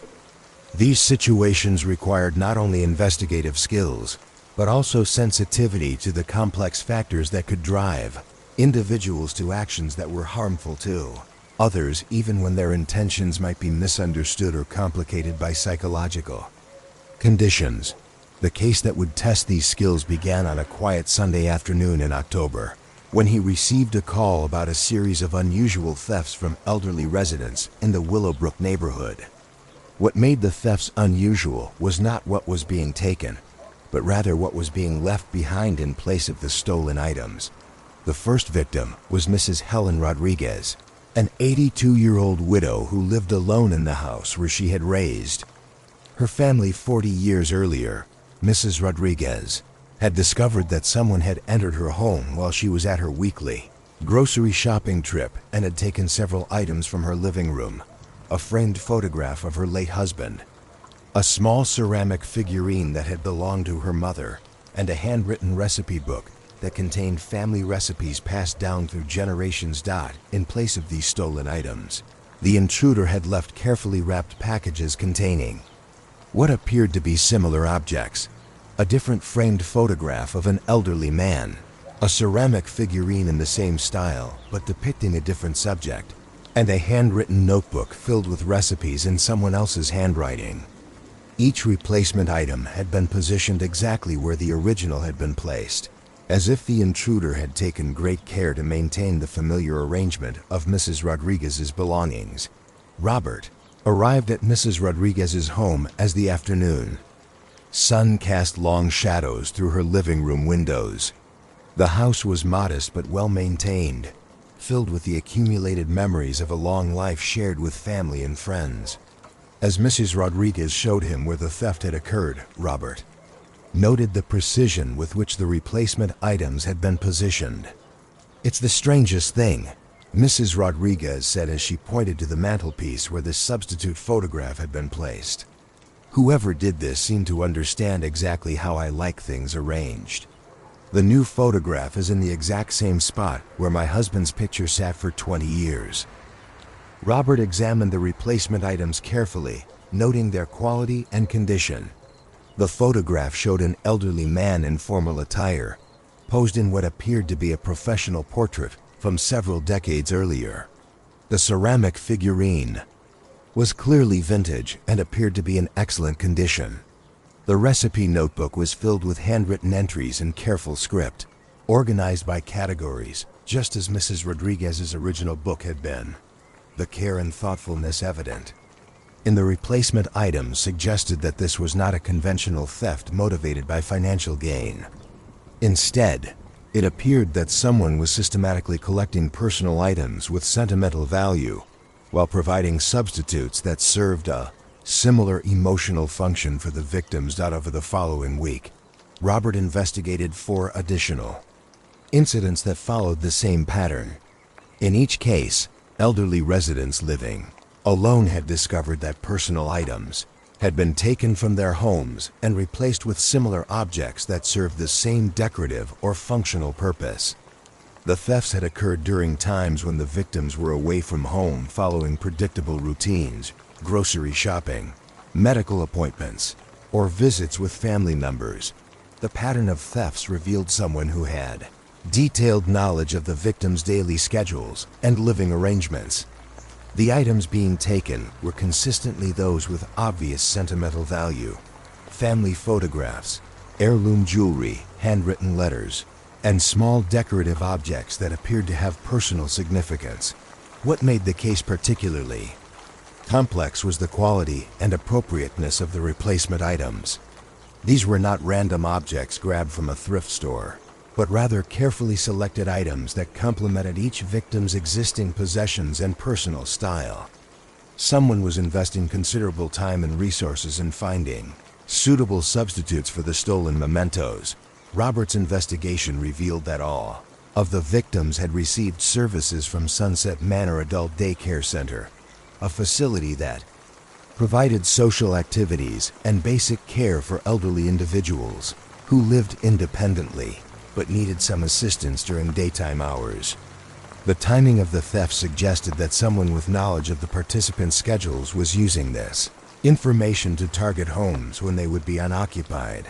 The daycare center was managed by Linda Morrison, a licensed social worker, who had been serving the elderly community for more than 15 years. When Robert interviewed her about the thefts, she expressed genuine concern for her clients and offered full cooperation with the investigation. "Our participants trust us with very personal information about their living situations and daily routines," Linda explained as she showed Robert through the facility. "If someone connected to our center is violating that trust, we need to identify them immediately and ensure that our clients are protected." The center employed 12 staff members, including social workers, activity coordinators, and transportation providers. All employees had undergone background checks as part of their hiring process, and none had previous criminal records. However, Robert knew that the absence of a criminal history didn't eliminate the possibility that someone might be engaging in this unusual form of theft for psychological rather than financial reasons. Robert's interviews with the staff revealed one individual whose background and behavior warranted closer examination. Thomas Chun was a recently hired activity coordinator who had been working at the center for about 3 months. His previous employment had been in museum curation and historical preservation, work that required skills in identifying, evaluating, and caring for objects with historical or sentimental significance. Several staff members mentioned that Thomas had shown unusual interest in the personal stories and family histories of the daycare participants. He often encouraged them to share memories about their possessions and family heirlooms, and he had been observed taking notes about these conversations in a personal notebook. When Robert interviewed Thomas, he discovered a soft-spoken man who was genuinely passionate about preserving family memories and ensuring that important personal objects were properly cared for and appreciated. Thomas explained that his work with elderly clients had made him acutely aware of how often precious family heirlooms were lost or discarded when their owners could no longer care for them properly. "I see these wonderful people with such rich histories and meaningful possessions," Thomas said during the interview, his voice reflecting deep emotion about his work. "But I also see how isolated they can become, and how their families sometimes don't understand the significance of the objects that are so important to them." As the conversation continued, Thomas revealed the psychological motivation behind the thefts. He had become convinced that many of his elderly clients were not receiving adequate emotional support for maintaining connections to their personal histories and family memories. His solution had been to rescue items that he perceived as being underappreciated or at risk of being lost, while providing substitutes that would fulfill the same emotional function. "I was trying to create a kind of memory preservation program," Thomas explained, acknowledging that his methods had been inappropriate and illegal. "I thought if I could collect and properly care for these important items, I could ensure that they would be preserved for future generations." The replacement items were meant to provide comfort to the owners, while their original possessions were being properly documented and preserved. Robert's investigation revealed that Thomas had created an elaborate system for cataloging and caring for the stolen items in his apartment. Each object was photographed, researched, and maintained according to museum quality preservation standards. He had compiled detailed histories of each item based on information gathered during his conversations with the daycare participants. The psychological evaluation that Thomas underwent as part of the criminal justice process revealed a complex individual whose actions were motivated by genuine concern for elderly people and their personal histories, but whose methods had been profoundly misguided. His background in museum work had given him an appreciation for the importance of preserving meaningful objects, but he had lost sight of the fact that these items belonged to specific individuals who had the right to determine their fate. The resolution of the case required careful consideration of both the criminal behavior and the underlying mental health issues that had contributed to Thomas's actions. He pleaded guilty to multiple counts of theft and received a sentence that included both incarceration and mandatory psychological treatment. The stolen items were returned to their owners, who expressed mixed reactions to the discovery of Thomas's motivations. Some were angry about the violation of their trust and privacy, while others expressed sympathy for his apparent desire to help them preserve their family memories, even though his methods had been completely unacceptable. Mrs. Rodriguez, the first victim Robert had interviewed, reflected the complexity of emotions that many of the victims experienced. "I'm glad to have my husband's photograph back, and I understand that this young man thought he was helping us in some way. But he had no right to take these things that are so important to us. Our memories belong to us, not to someone who thinks they know better how to preserve them." Robert's work on the case led to changes in how adult daycare facilities screened employees and monitored staff interactions with participants' personal information. The case also highlighted the need for better support systems to help elderly individuals maintain connections to their personal histories while living independently. As he completed his investigation, Robert reflected on the complex motivations that could drive criminal behavior and the importance of understanding psychological factors when developing appropriate responses to unusual crimes. Thomas Chun's actions had been illegal and harmful to his victims, but they had also revealed genuine social problems related to how society supports elderly individuals in maintaining their independence and connections to their personal histories. Case reinforced Robert's belief that effective law enforcement required not only the ability to investigate criminal behavior, but also the wisdom to understand the human factors that contributed to that behavior and to work toward solutions that addressed underlying problems rather than simply punishing their symptoms. Asterisk. Detective Julie Harrison had been investigating financial crimes for 7 years when she encountered a case that would challenge her understanding of how sophisticated fraud schemes could hide behind the appearance of legitimate community service. The investigation began with what seemed like a routine complaint about mismanagement of funds at the Riverside Community Garden, but it would eventually reveal a complex web of deception that had been operating for more than 3 years. Complaint was filed by Margaret Walsh, a retired accountant who served as treasurer for the garden's volunteer board. Margaret had been reviewing the organization's financial records in preparation for the annual board meeting when she discovered discrepancies that couldn't be explained by normal operational expenses. "The numbers just don't add up," Margaret explained when she met with Julie at the garden's small office building. "We've been receiving donations and grant money to support programs for low-income families, but I can't find any documentation of how these funds have actually been used." Julie examined the financial records that Margaret had prepared, noting the careful documentation of income from various sources, individual donations, corporate sponsorships, and grants from foundations, focused on nutrition and community development. Over the past 3 years, the garden had received more than $180,000 in funding, designated for programs that would provide fresh produce and gardening education to families who couldn't otherwise afford to participate. However, the records of how this money had been spent were notably incomplete.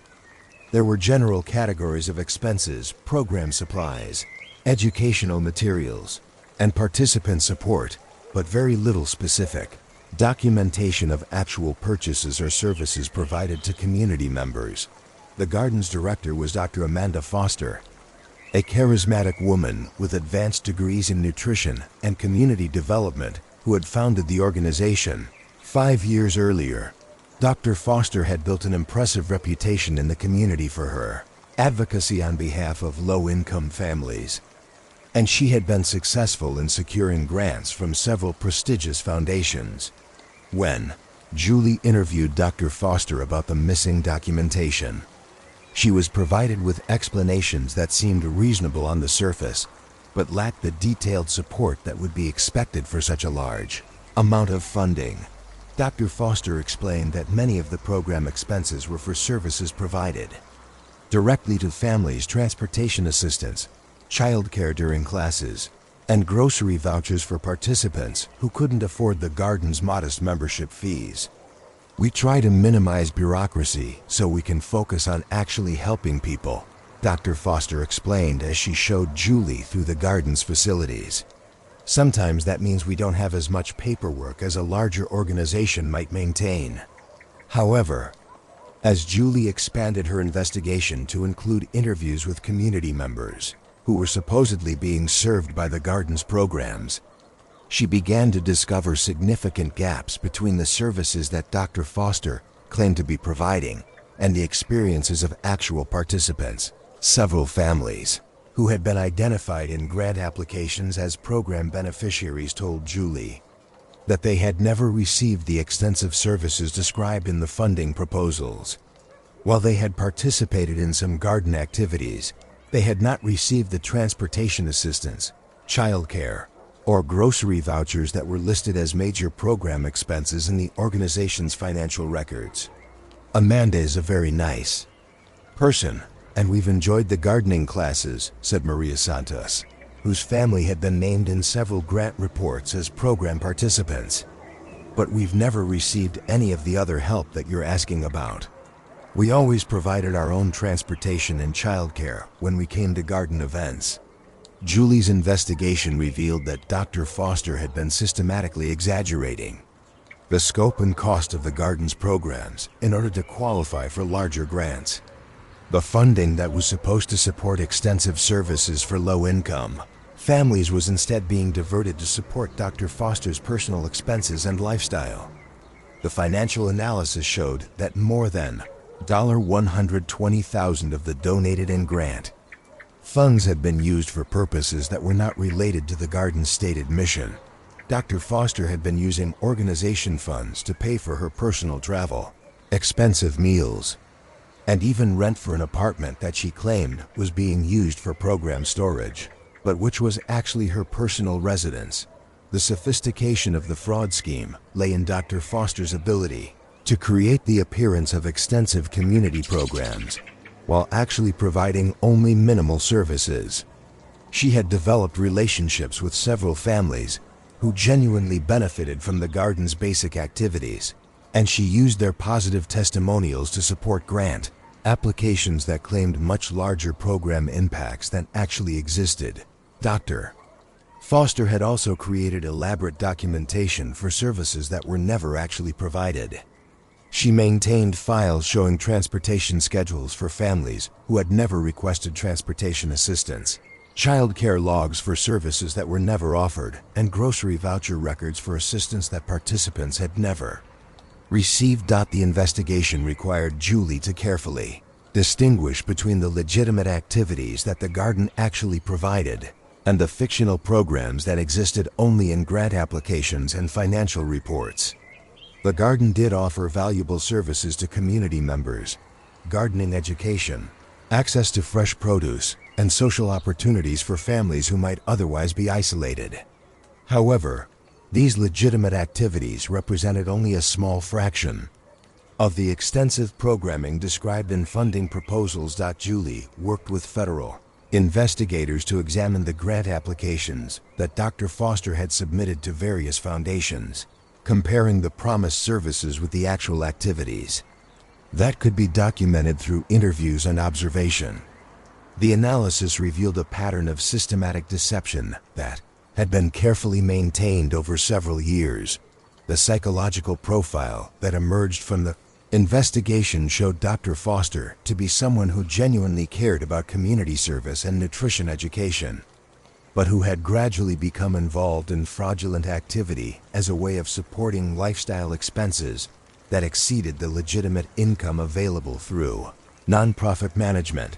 The case was complicated by the fact that Dr. Foster had used some of the fraudulent proceeds to expand the garden's facilities and purchase equipment that did benefit program participants.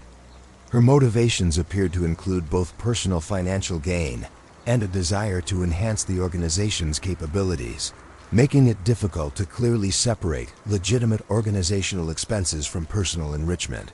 The community's reaction to the discovery of the fraud was complex and emotional. Many people had developed positive relationships with Dr. Foster and had benefited from the garden's activities. They struggled to reconcile their personal experiences with the evidence of financial deception that Julie's investigation had revealed.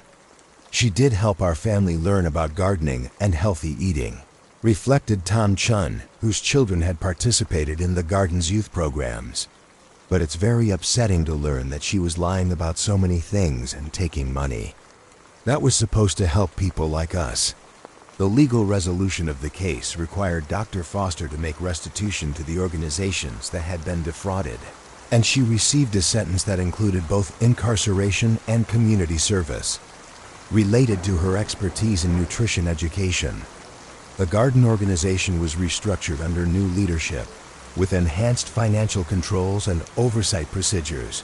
Julie's work on the case led to her specialization in nonprofit fraud investigations, and she became involved in developing training programs to help community organizations recognize and prevent financial deception.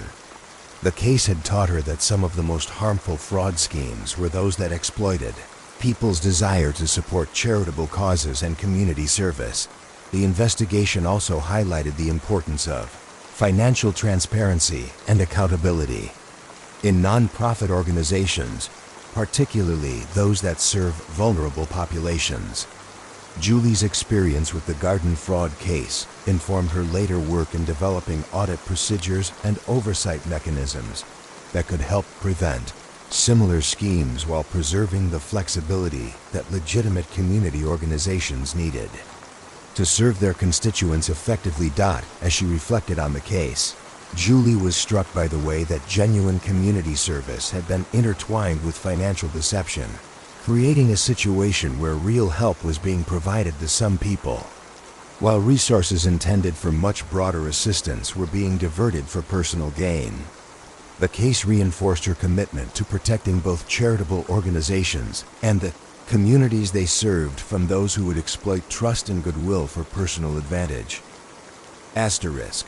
Detective Christopher Reynolds had always admired the precision required in police work, the careful attention to detail, the methodical gathering of evidence, and the patient observation that often revealed patterns invisible to casual observers. These skills served him well as he investigated what would become known as the most punctual crime spree in the department's history. The case began on a Tuesday morning in March when he received reports of unusual burglaries in the Riverside Historic District. What made these break-ins distinctive was not what was being stolen, but when they were occurring and how they were being executed with clockwork precision. Mrs. Eleanor Hartwell was the first victim to notice the pattern. She lived in a meticulously restored Victorian house on Maple Street, where she had maintained the same daily routine for nearly 20 years. Every Tuesday at exactly 10:15 a.m., she would walk to the corner market for her weekly grocery shopping, returning home precisely 1 hour later. On this particular Tuesday, Mrs. Hartwell returned to find that someone had entered her home during her absence. Nothing valuable had been taken. Her jewelry, electronics, and cash remained untouched. Instead, the intruder had focused entirely on her collection of antique clocks, winding each one and adjusting their timing so that they all showed the correct time and chimed in perfect synchronization. "It's the strangest thing," Mrs. Hartwell explained to Christopher as they stood in her living room, surrounded by the gentle ticking of more than a dozen timepieces. "I've been meaning to have these old clocks serviced for months, but I could never find the time to take them all to a repair shop. Someone has done beautiful work. They're running better now than they have in years." Christopher examined each clock carefully, noting the professional quality of the adjustments that had been made. The work required both technical expertise and specialized tools, suggesting that the intruder was either a professional clockmaker or someone with extensive experience in timepiece repair. Over the following weeks, Christopher investigated 6 additional incidents that followed the same precise pattern. In each case, the homeowner was an elderly individual who maintained predictable daily routines, and in each case, the break-ins occurred during specific windows of time, when the residents were away from home following their established schedules. Victims all owned collections of antique clocks or timepieces that had been neglected or had fallen into disrepair. The intruder would enter the homes, spend what appeared to be several hours carefully servicing the clocks, and then leave without taking anything or disturbing any other belongings. What struck Christopher most about these unusual crimes was the level of planning and observation required to execute them successfully. Someone had been studying the daily routines of elderly residents, identifying those who owned antique timepieces, and timing their entries to avoid detection while allowing sufficient time to complete complex repair work. The precision extended beyond just the timing of the break-ins. Christopher discovered that each victim's clocks were set to show slightly different times, but when examined collectively, they formed a pattern that suggested the intruder was working according to a master schedule that coordinated all of the households in the neighborhood. Mrs. Hartwell's clocks were set 3 minutes fast. Mr. Thompson's collection showed the correct time exactly. Mrs. Chin's timepieces ran 2 minutes slow. When Christopher mapped out all of the adjusted times, he realized that someone had created a neighborhood-wide time synchronization system that would allow them to coordinate activities across multiple locations with extraordinary precision. This discovery shifted Christopher's investigation from simple breaking and enter into something much more complex and potentially concerning. The level of organization and technical skill suggested that the clock repairs might be preliminary steps for a larger criminal operation that required precise timing coordination. Christopher expanded his investigation to include surveillance of the affected neighborhood, hoping to observe whoever was responsible for the mysterious clock adjustments. He positioned himself in various locations during the hours when elderly residents typically followed their daily routines, watching for anyone who might be conducting surveillance or preparing to enter homes. The breakthrough came during his third week of observation, when Christopher noticed a modest van parked on different streets throughout the historic district during the morning hours. The van belonged to Riverside Clock Repair, a small business that had been operating in the area for more than 15 years. When Christopher investigated the business, he discovered that it was owned by Mr. Arthur Kellerman, a master clockmaker who had been serving the community for decades. Arthur had built a reputation for exceptional craftsmanship and had developed relationships with many elderly collectors who relied on his expertise to maintain their antique timepieces. However, Christopher's research revealed that Arthur's business had been struggling financially due to declining demand for clock repair services and his unwillingness to adapt to modern marketing methods. Many of his longtime customers had been unable to afford his services, and their cherished clocks had gradually fallen into disrepair. When Christopher interviewed Arthur about his possible connection to the unauthorized clock repairs, the elderly craftsman initially denied any involvement. However, as the conversation continued, Arthur's deep emotional connection to the timepieces and their owners became increasingly apparent. "I've been working on clocks in this neighborhood for 40 years, Arthur explained, his voice carrying the weight of decades spent perfecting his craft. "I know every timepiece in every house, and I know the people who cherish them. When I see those beautiful old clocks sitting silent because their owners can't afford to have them repaired, it breaks my heart." Arthur eventually admitted to the unauthorized entries, explaining that he had been providing free repair services to customers who could no longer afford his regular rates.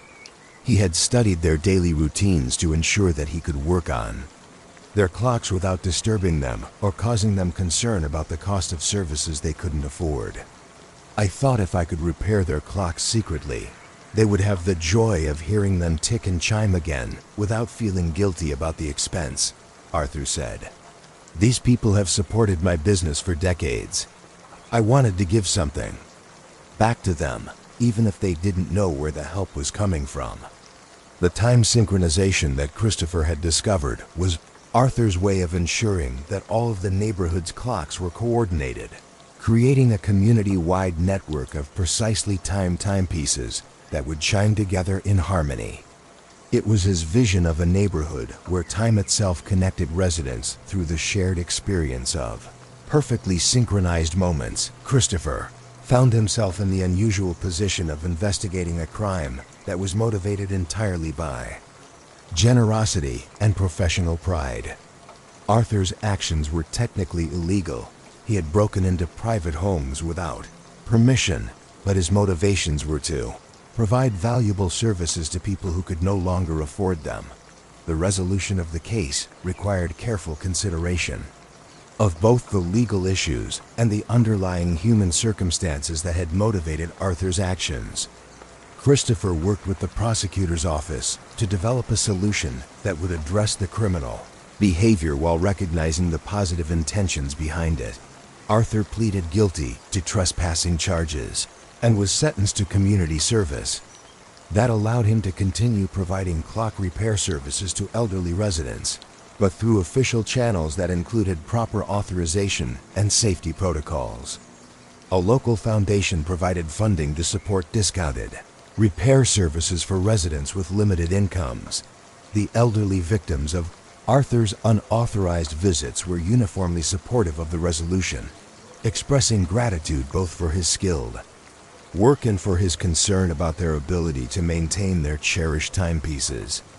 Many of them had been unaware that their clock's improved performance was the result of Arthur's secret interventions. Mrs. Hartwell reflected the community's sentiment when she told Christopher, "Arthur has been caring for our clocks and caring for us for so many years. I'm glad he'll be able to continue his work, and I'm glad we found a way to help him help us without anyone having to break any laws." The case provided Christopher with insight into the complex relationships that could develop between skilled craftspeople and the communities they served.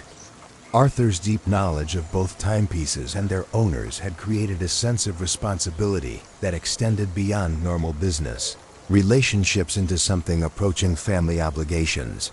Christopher's investigation also revealed the ways that economic pressures could force people to choose between following the law and honoring what they perceived as moral obligations to their community. Arthur's solution had been illegal, but it had been motivated by a genuine desire to continue serving people who had supported his life's work.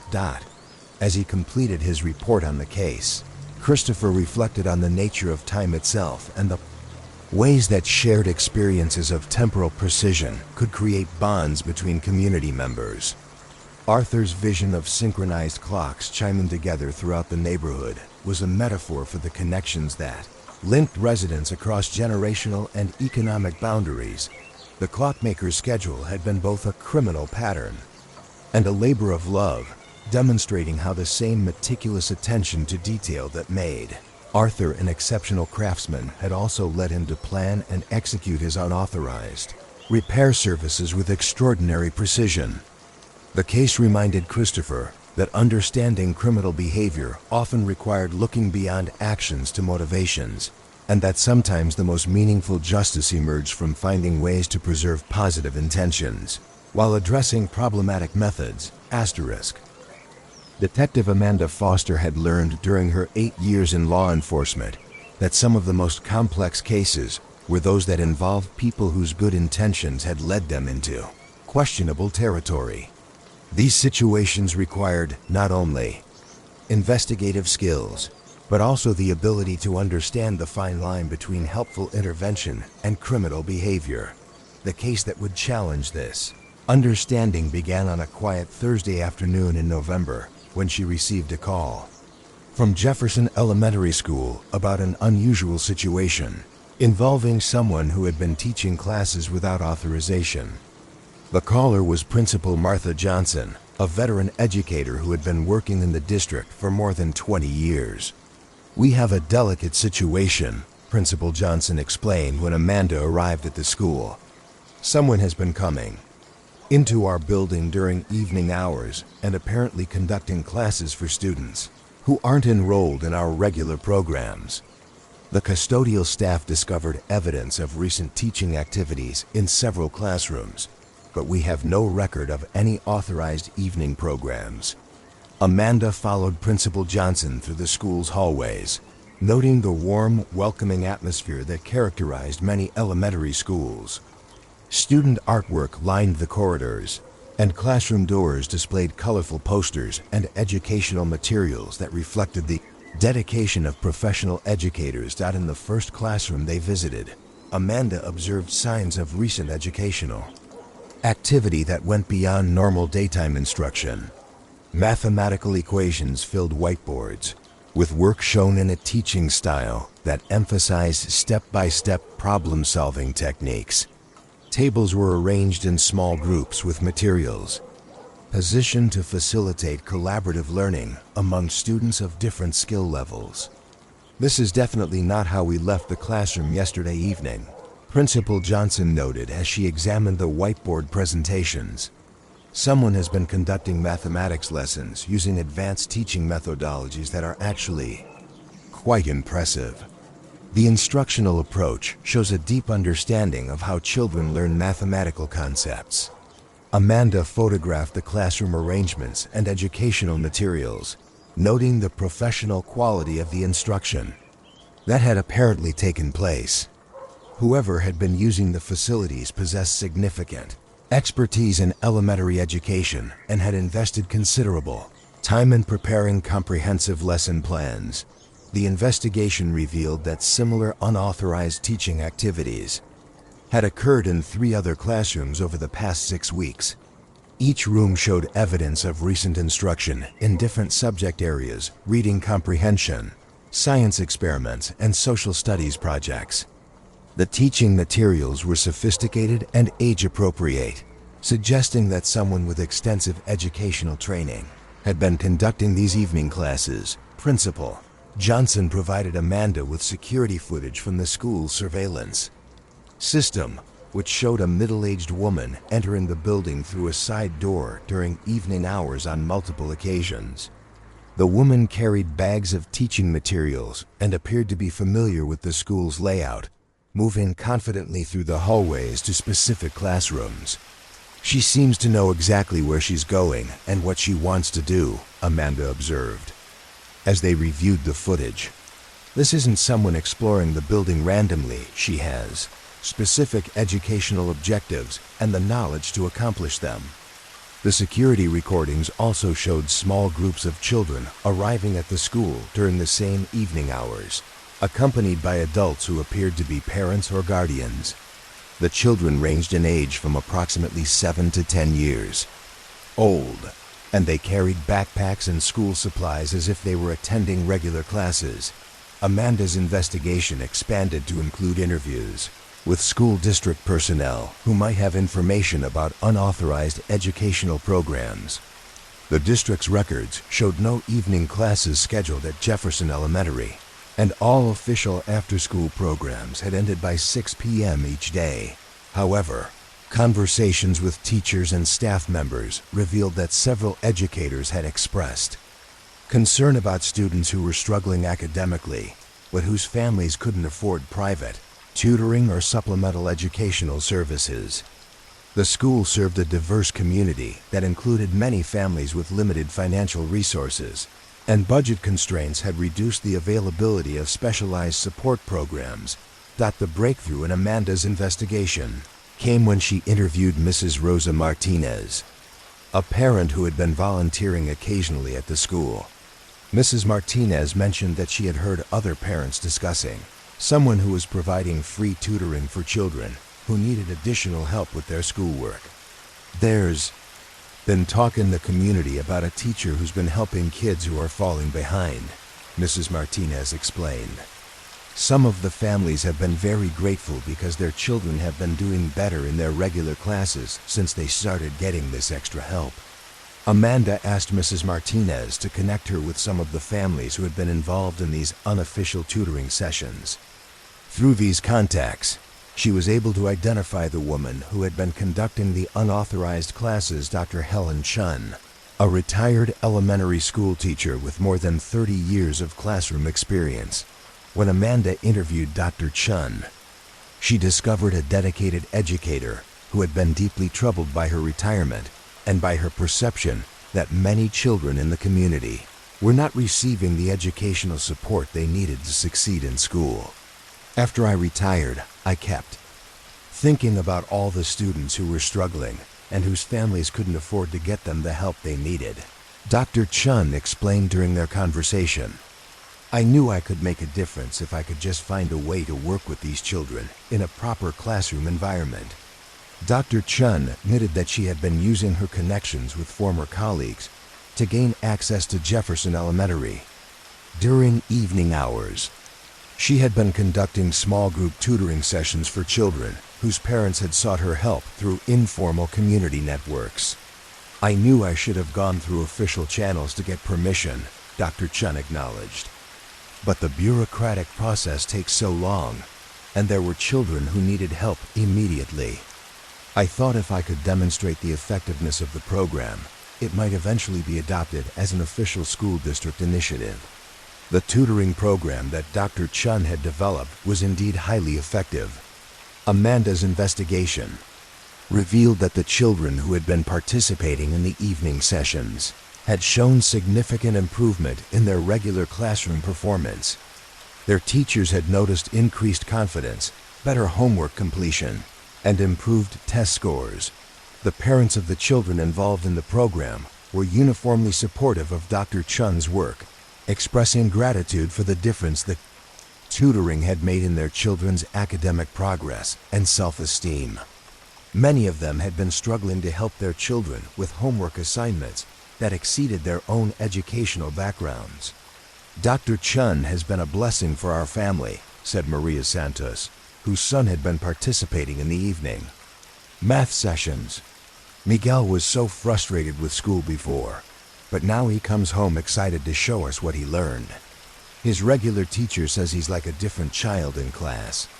Amanda found herself investigating a situation where criminal trespassing had been motivated by genuine educational need and had produced demonstrably positive results for the children involved. Dr. Chun's methods were unauthorized and technically illegal, but her expertise and dedication had filled a gap in educational services that was affecting vulnerable students. The resolution of the case required collaboration between law enforcement, school administrators, and district officials to find a solution that would address the legal issues while preserving the educational benefits that Dr. Chun's program had provided. Amanda worked with all parties to develop an arrangement that would formalize the tutoring services within the school district's official programs. Dr. Chen pleaded to a reduced charge and was sentenced to community service that involved continuing her tutoring work through officially authorized channels. The school district created a new position for volunteer tutoring coordinators and established procedures for retired teachers to provide supplemental educational services to students with demonstrated needs. The case highlighted gaps in educational support services for low-income families and led to increased funding for after-school tutoring programs throughout the district. Dr. Chun's unauthorized classes had demonstrated both the need for such services and the availability of qualified retired educators who were willing to provide them. Principal Johnson reflected on the case's outcome. Dr. Chun's heart was in the right place, and her teaching skills were exactly what these children needed. I'm glad we found a way to channel her dedication through proper procedures, so she can continue helping students while following all the necessary safety and administrative requirements. Amanda's work on the substitute teacher case provided her with insight into the complex motivations that could drive people to break rules in service of what they perceived as higher moral obligations. Dr. Chun's actions had been illegal, but they had been motivated by professional expertise, genuine concern for children's welfare, and frustration with bureaucratic obstacles to effective educational intervention. The case also demonstrated how criminal behavior investigation could sometimes reveal community needs that were not being adequately addressed through official channels.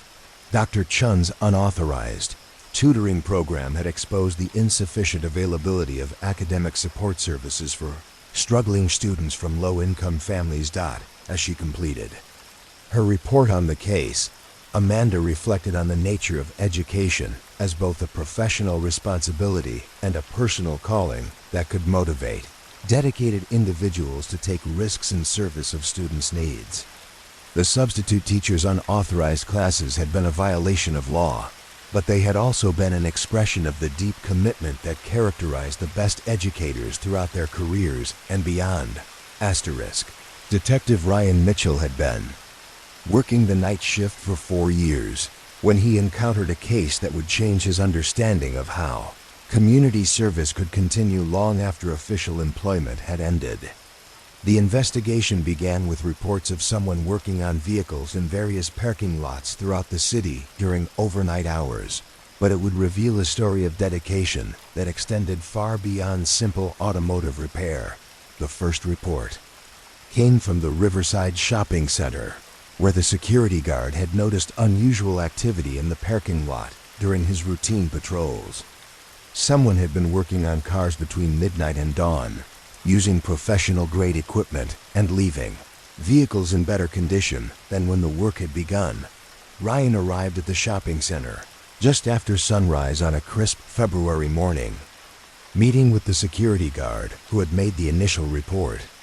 The guard, Walter Kim, had been working overnight security for nearly a decade and had developed a keen eye for distinguishing between normal and suspicious activity. At first, I thought someone might be stealing parts from cars, Walter explained, as he led Ryan through the parking lot.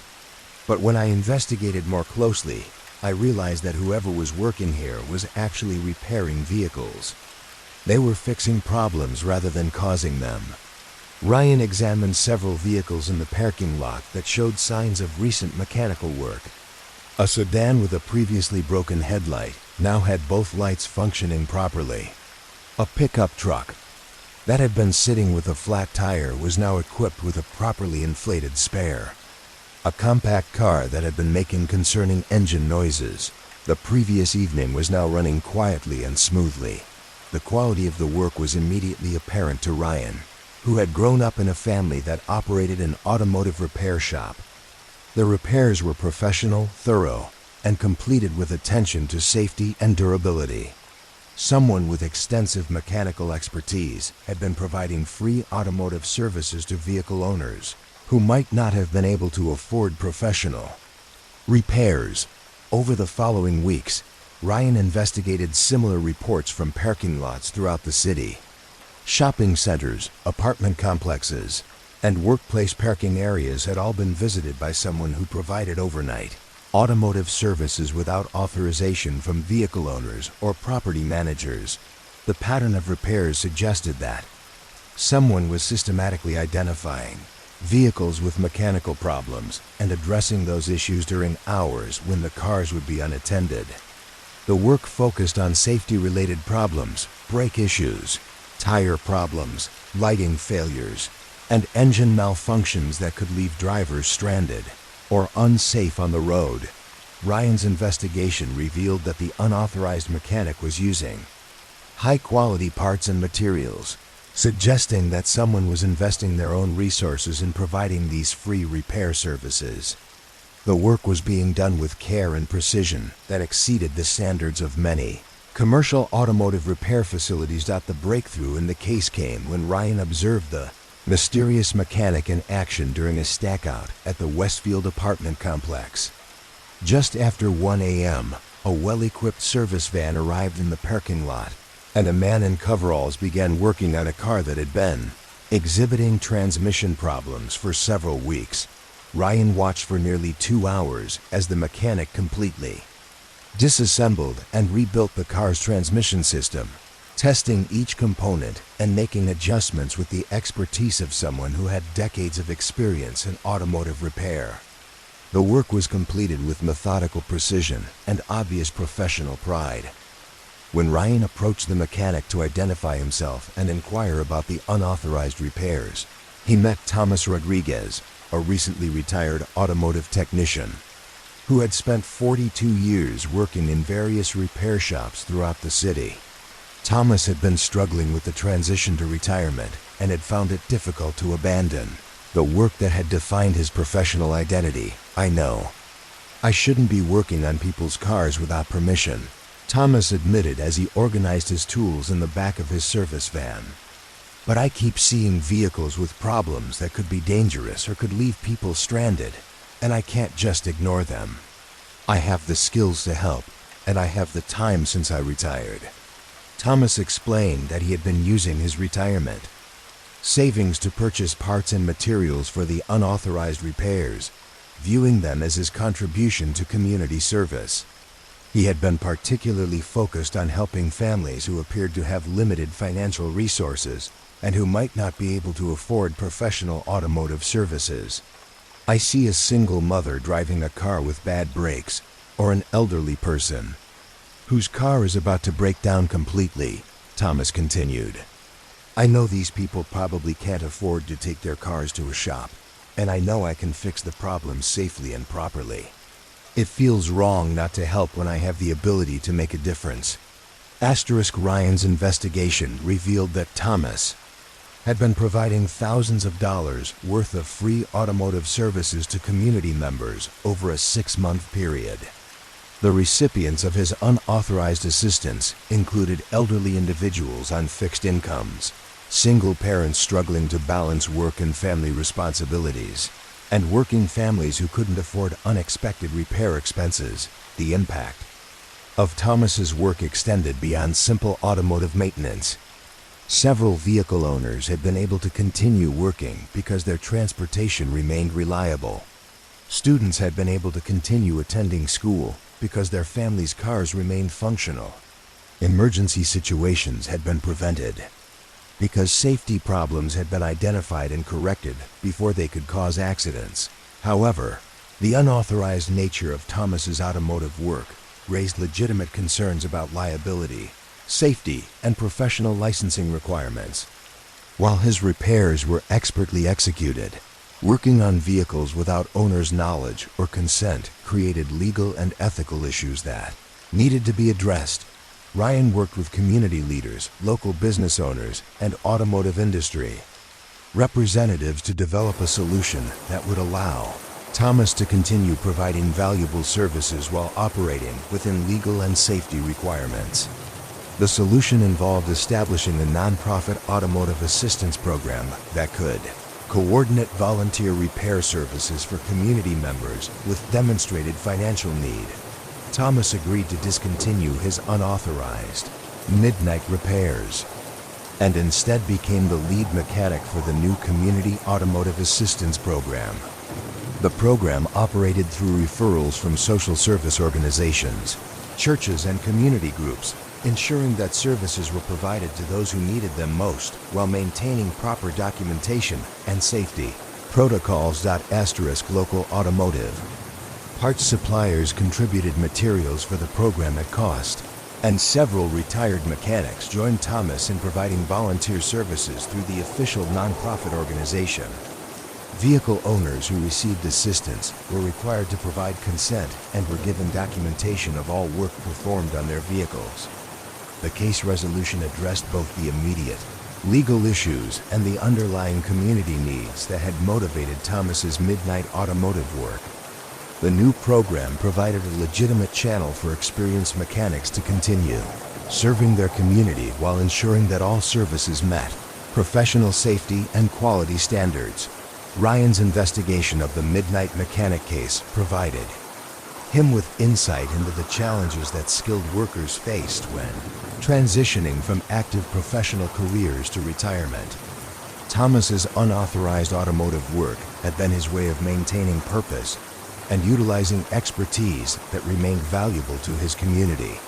The case also highlighted the significant unmet need for affordable automotive repair services among low-income families, elderly individuals, and others who struggle to maintain reliable transportation. Thomas's midnight repairs had filled a gap in community services that affected people's ability to work, attend school, and manage daily life responsibilities. As he completed his report on the case, Ryan reflected on the nature of vocational calling and the ways that professional expertise could become so integral to personal identity that retirement felt like abandonment of fundamental responsibilities. To others, the Midnight Mechanic's unauthorized work had been both a violation of property rights and an expression of continued commitment to community service. The successful resolution of the case demonstrated how criminal behavior investigation could sometimes reveal opportunities for positive community development, transforming problematic individual actions into organized efforts that served legitimate needs while respecting legal and safety requirements. Detective Sarah Chun had always found that the most revealing aspects of criminal investigations often lay in the smallest details, the subtle signs that indicated motivation, the careful patterns that revealed planning, and the gentle touches that suggested the human story behind seemingly inexplicable actions. These observational skills served her well when she began investigating what residents of the Elmwood neighborhood had started calling the mystery of the Midnight Flowers. The case began on a sunny Monday morning in early April when she received several calls from elderly residents reporting that someone had been placing fresh flower arrangements on their doorsteps during overnight hours. The flowers appeared to be professionally arranged, using seasonal blooms that complemented each recipient's garden and personal preferences with remarkable accuracy. Mrs. Dorothy Walsh was the first caller, a 78-year-old widow who lived alone in a house she had shared with her late husband for more than 40 years. She had discovered a beautiful arrangement of spring daffodils and tulips on her front porch, arranged in a ceramic vase that perfectly matched the blue and white color scheme of her home's exterior. "The arrangement is absolutely lovely, Mrs. Walsh explained when Sarah visited her home to examine the mysterious gift. "But what's so strange is that these are exactly the flowers Harold and I used to plant in our garden every spring. Someone would have to know our preferences very well to choose these particular varieties and colors." Sarah studied the flower arrangement, noting the professional quality of the design and the healthy condition of the blooms. The flowers had been recently cut and arranged with obvious skill, suggesting that someone with horticultural expertise had created the display. Specifically for Mrs. Walsh, over the following week, Sarah investigated 8 similar incidents throughout the Elmwood neighborhood. In each case, elderly residents living alone had discovered professionally arranged bouquets that seemed tailored to their individual preferences and memories. The flowers were always placed during overnight hours, and they were always accompanied by small, handwritten notes expressing appreciation for the recipients' contributions to the community. The notes were brief but personal, referencing specific memories or acknowledging particular kindnesses that each recipient had shown to neighbors over the years. Mrs. Walsh's note mentioned her late husband's volunteer work at the community center. Mr. Thompson's arrangement came with a note thanking him for his decades of service as the neighborhood's unofficial snow removal coordinator. Sarah began to see a pattern in the recipients of the mysterious flowers. All were long-term residents of the neighborhood who had been actively involved in community activities, volunteering, and informal mutual aid networks. Many were now living alone and had become somewhat isolated as age and health issues limited their ability to maintain their previous levels of social engagement. The investigation required Sarah to learn about the neighborhood's history and the networks of relationships that had developed among residents over several decades. She interviewed neighbors, local business owners, and community leaders to understand who might have both the knowledge of individual preferences and the motivation to provide these anonymous gifts. The breakthrough came when Sarah noticed that many of the flower arrangements included varieties that were not commonly available at typical retail florists.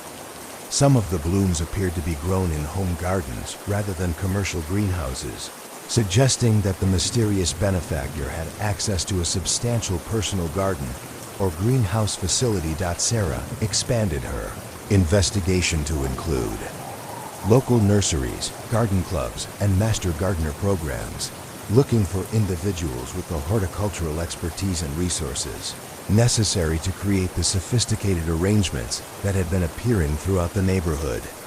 This research led her to Dr. Margaret Foster, a recently retired botany professor who had moved to the Elmwood neighborhood. 6 months earlier, Dr. Foster lived in a house with an extensive garden and greenhouse, and she had been quietly observing the community while deciding how to become involved in neighborhood activities. When Sarah interviewed Dr. Foster, she discovered a woman who was deeply knowledgeable about both horticulture and the psychology of aging, and who had been troubled by what she perceived as the isolation of many elderly community members. "I spent my career studying plants and their relationships to human well-being," Dr. Foster explained as she showed Sarah through her impressive garden. "When I moved to this neighborhood, I noticed how many wonderful people were living alone and seemed to have less connection to the community activities they had once enjoyed." Dr. Foster admitted to creating and delivering the anonymous flower arrangements, explaining that she had been conducting informal research about each recipient to ensure that her gifts would be meaningful and appropriate.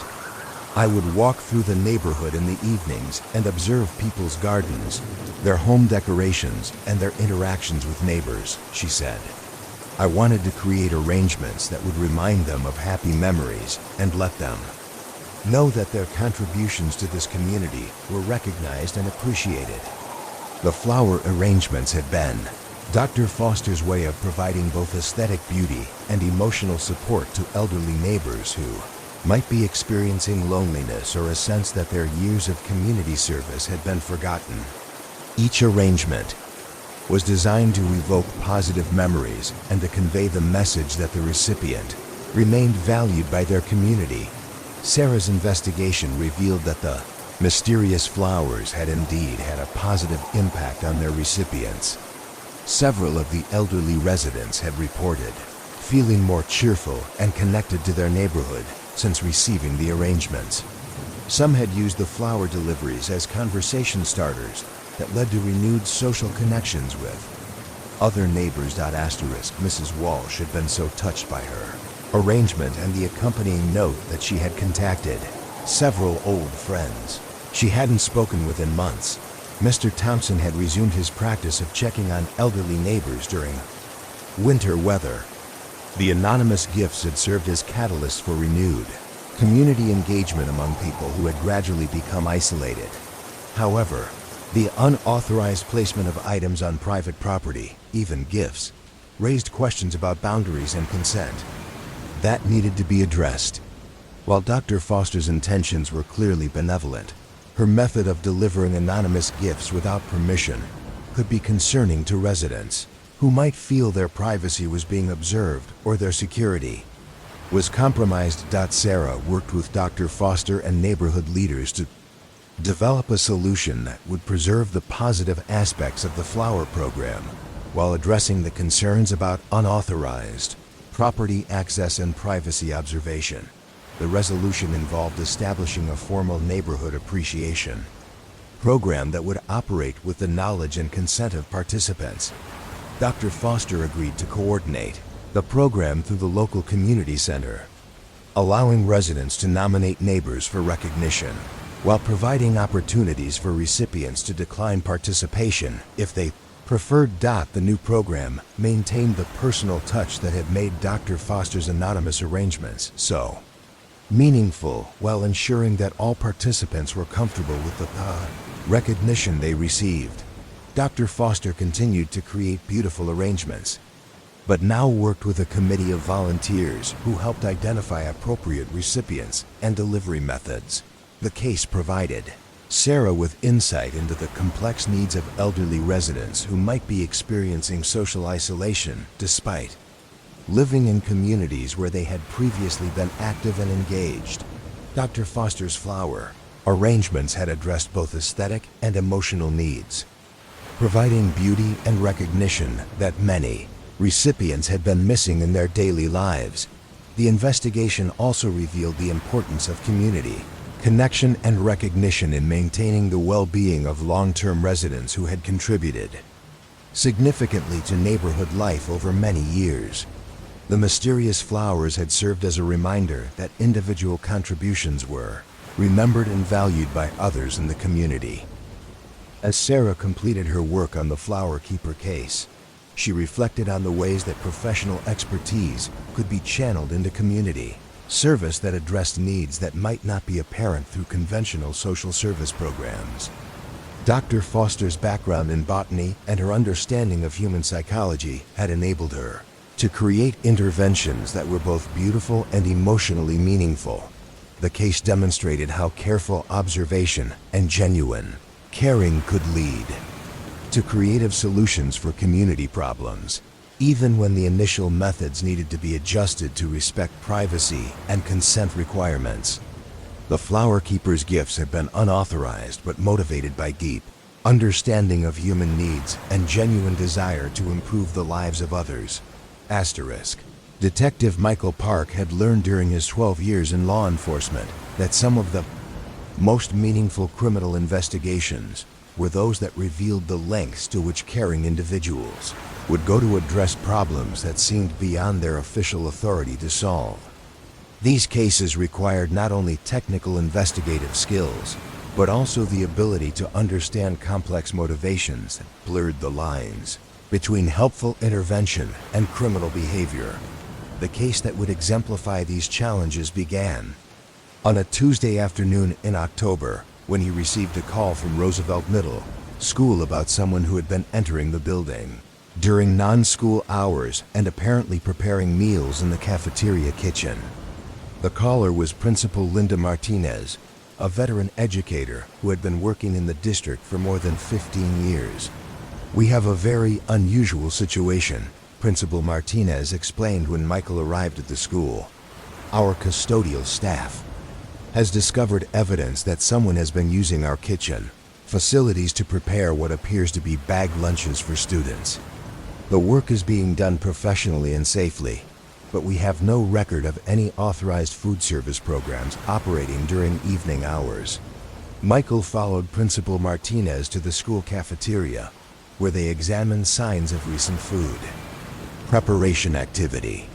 The kitchen was spotlessly clean and properly organized, but there were clear indications that someone had been using the facilities to prepare large quantities of sandwiches, fruit portions, and other items typically found in school lunch programs.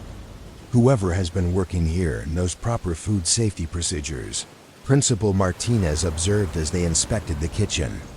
The work area is cleaner than we sometimes find it after our regular lunch staff has finished their shifts. This person has significant experience in institutional food preparation. Michael noted the professional quality of the meal preparation that had apparently taken place. Industrial-sized packages of lunch meat, bread, and fruit had been processed into individual servings, using equipment and techniques that required both expertise and familiarity with school food service operations. The investigation revealed that similar unauthorized meal preparation had been occurring for approximately 6 weeks. The mysterious food service worker had been entering the school during evening hours and preparing what appeared to be complete lunch packages for students who might not otherwise have access to adequate nutrition during the school day. Security footage from the school's surveillance system showed a middle-aged woman entering the building through a service entrance during evening hours on multiple occasions. The woman moved through the cafeteria and kitchen areas with obvious familiarity, suggesting that she had extensive experience working in school food service environments. Michael's analysis of the footage revealed that the unauthorized food preparation was being conducted according to professional standards for institutional cooking. The woman wore appropriate protective clothing, followed proper hygiene procedures, and organized her work with the efficiency of someone who had spent years managing large-scale meal preparation operations. Principal Martinez provided Michael with information about the school's regular food service program and the challenges they faced in ensuring that all students had access to adequate nutrition. Roosevelt Middle School served a diverse community that included many families with limited financial resources, and despite federal and state assistance programs, some students still arrived at school without proper meals. We do our best to make sure no child goes hungry during the school day, Principal Martinez explained. But budget constraints and eligibility requirements mean that some students still fall through the cracks. It's heartbreaking to see children trying to learn when they're worried about their next meal. Michael's investigation expanded to include interviews with school food service staff who might have knowledge about unauthorized meal preparation activities. The district's food service director, Carol Thompson, had been working in school nutrition programs for more than 20 years and was familiar with all aspects of institutional meal preparation. During his interview with Carol, Michael learned that the school district had recently been forced to reduce some of its supplemental nutrition programs due to budget constraints. Several initiatives that had provided weekend food packages and summer meal programs for at-risk students had been discontinued, leaving gaps in nutritional support that were affecting vulnerable families. Carol mentioned that one of the district's most experienced food service workers, Alana Rodriguez, had been deeply affected by these program cuts and had expressed frustration about her inability to continue providing services that she knew were desperately needed by students and families. When Michael interviewed Elena, he discovered a woman who had devoted 23 years of her career to school food service and who had developed deep personal relationships with many of the students she served. Elena had been struggling with the knowledge that program cuts were affecting children she had watched grow up over many years. "I know which children come to school hungry, and I know which families are struggling to put food on the table," Elena explained during their conversation. When the supplemental programs were cut, I couldn't just ignore the fact that these children were still hungry. I had to do something to help them. Elena admitted to the unauthorized meal preparation, explaining that she had been using her own resources to purchase food and supplies, and her own time to prepare additional meals for students whose families were experiencing food insecurity. I have keys to the kitchen because I've been working in the district for so long, and I know how to prepare meals safely and efficiently, Elena said. I thought if I could quietly provide extra food for the children who needed it most, no one would be hurt and some families would be helped. Asterisk, the meal preparation program that Elena had developed was indeed addressing a real need in the school community. Michael's investigation revealed that the unauthorized lunch packages were being distributed to students through informal networks of teachers and counselors who were aware of specific families facing food insecurity challenges. The students who received Elena's additional meal support had shown improved attention and academic performance, according to teachers who were aware of their nutritional challenges. The extra food had also reduced stress for families who were struggling to provide adequate meals for their children during difficult financial periods. However, the unauthorized use of school facilities and food preparation equipment raised legitimate concerns about liability, health department regulations, and district policies regarding food safety and distribution procedures. While Elena's work was motivated by genuine care for students, operating outside official channels created potential problems for the school district. Michael worked with school administrators, district officials, and community organizations to develop a solution that would address the legal issues while preserving the nutritional support that Elena's unauthorized program had been providing to vulnerable students. The resolution involved establishing a formal volunteer nutrition assistance program that would operate within school district policies while expanding the services available to students experiencing food insecurity. Elena was hired as a part-time coordinator for the new program, allowing her to continue her work through official channels. Local community organizations and religious groups provided funding and volunteer support for the expanded nutrition program, ensuring that it could serve more students while maintaining proper oversight and safety procedures. The program also incorporated weekend and holiday meal support that addressed nutritional needs beyond the regular school day. The case highlighted the significant challenges that schools faced in addressing student hunger and the dedicated individuals who were willing to take personal risks to ensure that children had access to adequate nutrition. Elena's unauthorized meal preparation had filled a gap in services that was affecting students' ability to learn and succeed in school. Principal Martinez reflected on the case's resolution. Elena's heart was in the right place, and her expertise was exactly what these children needed. I'm grateful that we found a way to formalize her work so she can continue helping students while following all the proper procedures and safety requirements. Michael's investigation of the Lunch Guardian case provided him with insight into the complex relationships between school staff and the students they served, and the ways that budget constraints could force caring individuals to choose between following rules and addressing urgent human needs. The case also demonstrated the importance of institutional flexibility in responding to community needs that might not be adequately addressed through existing programs.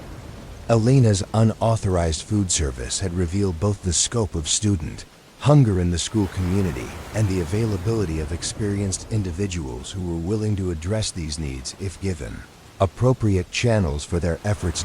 As he completed his report on the case, Michael reflected on the nature of professional dedication and the ways that individuals who had devoted their careers to serving others might struggle to accept limitations on their ability to continue providing help when they knew it was needed.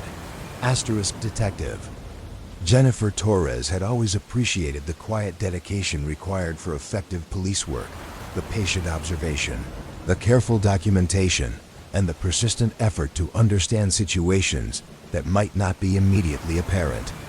These qualities served her well when she began investigating reports of unusual activity at the Riverside Public Library that would reveal one of the most touching cases of community service she had ever encountered.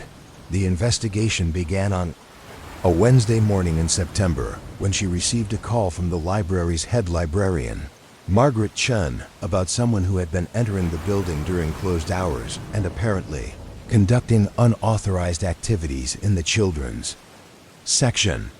"We discovered that someone has been using our facilities after hours," Margaret explained when Jennifer arrived at the library.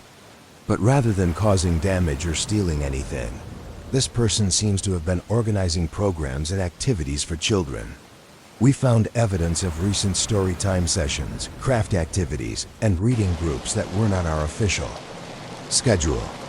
Jennifer followed Margaret through the library to the children's section, where she observed signs of recent educational activities that went far beyond normal library programming. Reading circles had been set up with comfortable seating arrangements. Craft stations showed evidence of completed art projects, and bulletin boards displayed new educational materials that weren't part of the library's regular resources. "Work is absolutely professional," Margaret noted as they examined the enhanced children's area. "Whoever has been doing this understands child development, educational programming, and library science.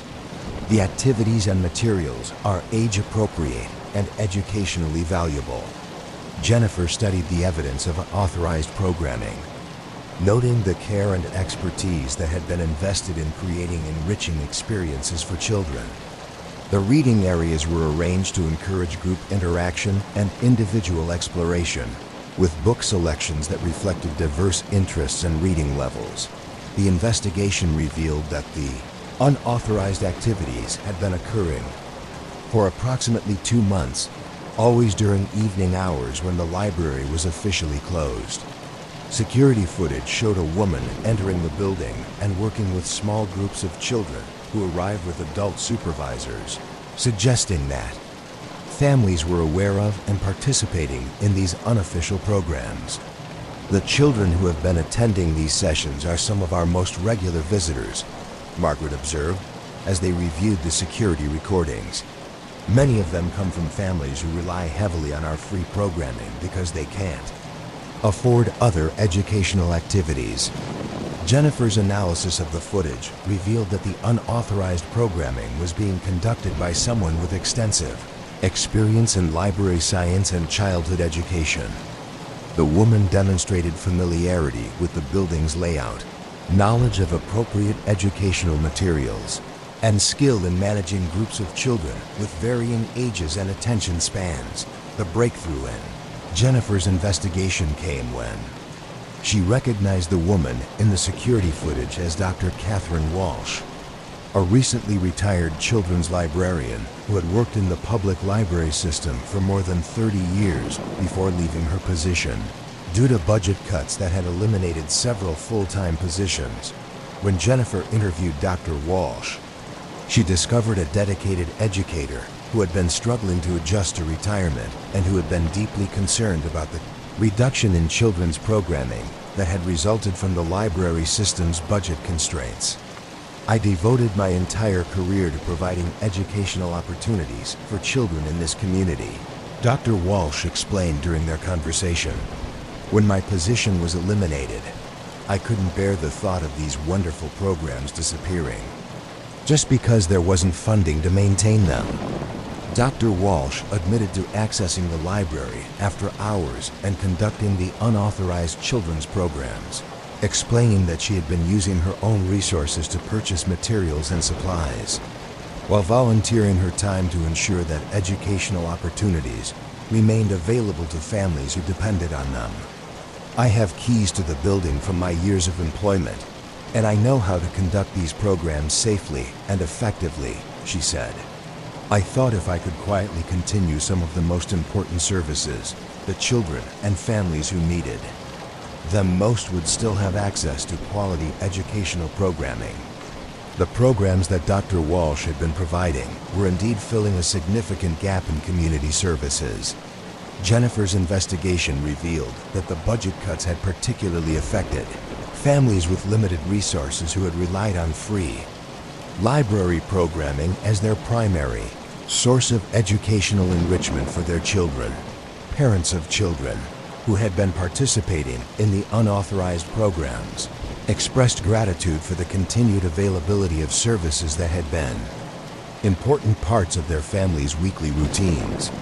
Several mentioned that their children had been disappointed when official programs were canceled and had been delighted to discover that modified versions were still available.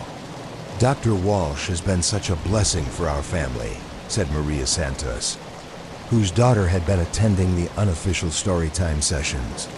"Sophia looks forward to these programs all week, and she's learned so much from the activities and reading groups. I don't know what we would have done without this opportunity." However, the unauthorized use of library facilities raised legitimate concerns about liability, security, and official procedures that needed to be addressed. While Dr. Walsh's programming was expertly conducted and beneficial to participants, operating outside official channels created potential problems for the library system. Jennifer worked with library administrators, city officials, and community organizations to develop a solution that would address the legal and procedural issues while preserving the valuable programming that Dr. Walsh had been providing to local families. The resolution involved re-establishing Dr. Walsh's connection to the library system through a volunteer coordinator position that would allow her to continue providing children's programming within official policies and procedures. The city allocated additional funding for materials and facility use, while community organizations provided supplemental support for expanded services. Dr. Walsh's unauthorized programs became the foundation for a new, volunteer-based children's programming initiative that involved other retired educators and library professionals who were willing to donate their time and expertise to serve community families. The case highlighted the significant impact that budget cuts to public services could have on vulnerable populations, particularly families with limited resources who relied on free programming for their children's educational development. Dr. Walsh's unauthorized activities had revealed both the scope of unmet need and the availability of qualified individuals who were willing to address that need. Margaret Chun reflected on the case's outcome. Dr. Walsh's dedication to these children and families is exactly what public library service should represent. I'm thrilled that we found a way to bring her back into our system officially so she can continue the work she's so passionate about. Jennifer's investigation of the library shepherd case provided her with insight into the challenges that dedicated public servants faced when institutional changes threatened to eliminate services they knew were essential to community well-being. Case also demonstrated the importance of flexibility and creativity in addressing community needs when traditional funding sources were insufficient. Dr. Walsh's unauthorized programming had shown that valuable services could be maintained through volunteer efforts if appropriate coordination and support systems were established. As she completed her report on the case, Jennifer reflected on the nature of public service and the ways that professional dedication could motivate individuals to continue serving their communities even when their official roles had ended. The library shepherd's unauthorized programs had been both a violation of institutional policies and an expression of unwavering commitment to the educational mission that had defined her career. Detective David Kim had learned throughout his 10 years in law enforcement that some of the most complex investigations were those involving individuals whose actions, while technically criminal, were motivated by deep professional commitment and genuine concern for community welfare. These cases required careful consideration of both legal violations and underlying human motivations. The case that would exemplify these challenges began on a quiet Monday morning in November, when he received reports from several residents in the Oakwood neighborhood about mail and packages continuing to be delivered to addresses where postal service had been officially discontinued due to safety concerns. The Postal Service had suspended regular delivery to a section of the neighborhood. Following a series of incidents involving aggressive dogs and unsafe walkways that posed risks to mail carriers, residents were required to collect their mail from a central location several blocks away, creating hardship for elderly and disabled individuals who had difficulty traveling to the pickup point. David's initial investigation revealed that someone had been continuing mail delivery to the affected addresses despite the official suspension of service. The unauthorized delivery person was following the same schedule and routes that had been used by regular postal carriers, but was doing so without official authorization. Mrs. Helen Rodriguez, an 84-year-old resident who used a walker and had difficulty leaving her home, was among the first to notice the continued mail service. She had been dreading the inconvenience of traveling several blocks to collect her mail, particularly during winter weather conditions. Someone has been bringing my mail right to my door, just like always, Mrs. Rodriguez explained when David visited her home. I assumed the Postal Service had resolved whatever problems they were having, but when I asked my neighbor, she said her mail delivery had stopped completely. David examined the mail that Mrs. Rodriguez had been receiving, noting that it bore proper postal markings and appeared to have been processed through normal Postal Service channels before being delivered by the unauthorized carrier. The delivery was professional and complete, including packages and certified mail that would typically require official handling procedures. As David expanded his investigation throughout the affected area, he discovered that approximately 20 households were continuing to receive mail delivery from the mysterious carrier. The recipients were primarily elderly residents, disabled individuals, and families with young children, those who would face the greatest challenges in traveling to the centralized pickup location. Security cameras from several homes in the neighborhood showed the unauthorized mail carrier to be a middle-aged man in Postal Service uniform who delivered mail using the same methods and schedule that residents had been accustomed to receiving. The man appeared to know the delivery route well and handled mail with obvious professional expertise. David's investigation led him to Thomas Chun, a recently retired Postal Service employee who had worked the Oakwood neighborhood route for more than 20 years. Thomas had been deeply troubled by the suspension of service to residents who depended on door-to-door delivery for their connection to essential services and communications. When David interviewed Thomas about the unauthorized mail delivery, he discovered a dedicated public servant who had been unable to accept the hardship that the service suspension was causing for vulnerable community members. I carried mail to these houses for 20 years, Thomas explained during their conversation. I know which residents are elderly, which ones have mobility issues, and which families depend on timely mail delivery for important communications. I couldn't just walk away when I knew they were struggling to get their mail. Thomas admitted to continuing mail delivery to the affected addresses using his own time and resources.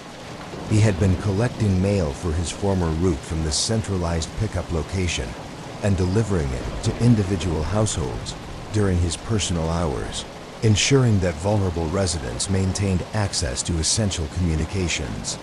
I know the service was suspended for safety reasons, Thomas acknowledged. But I also know these residents personally, and I know how to deliver their mail safely. I've been doing it successfully for 20 years, and I couldn't stand the thought of them being cut off from services they need. The unauthorized mail delivery service that Thomas had been providing was indeed addressing a significant hardship for affected residents.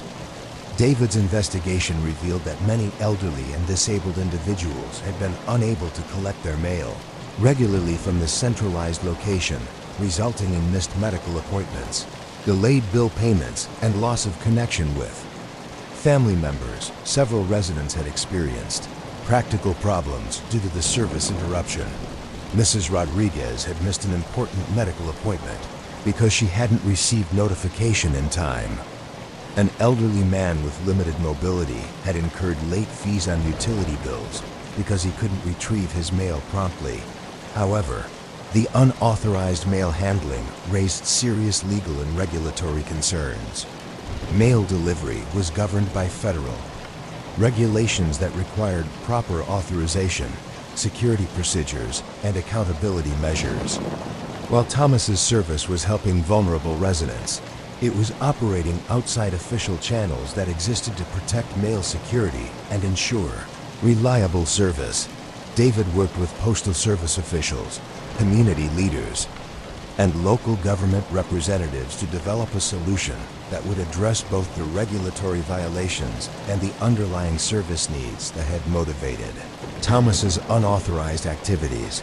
The resolution involved establishing a volunteer mail assistance program that would operate within Postal Service regulations while providing support for residents who had difficulty accessing the centralized pickup location.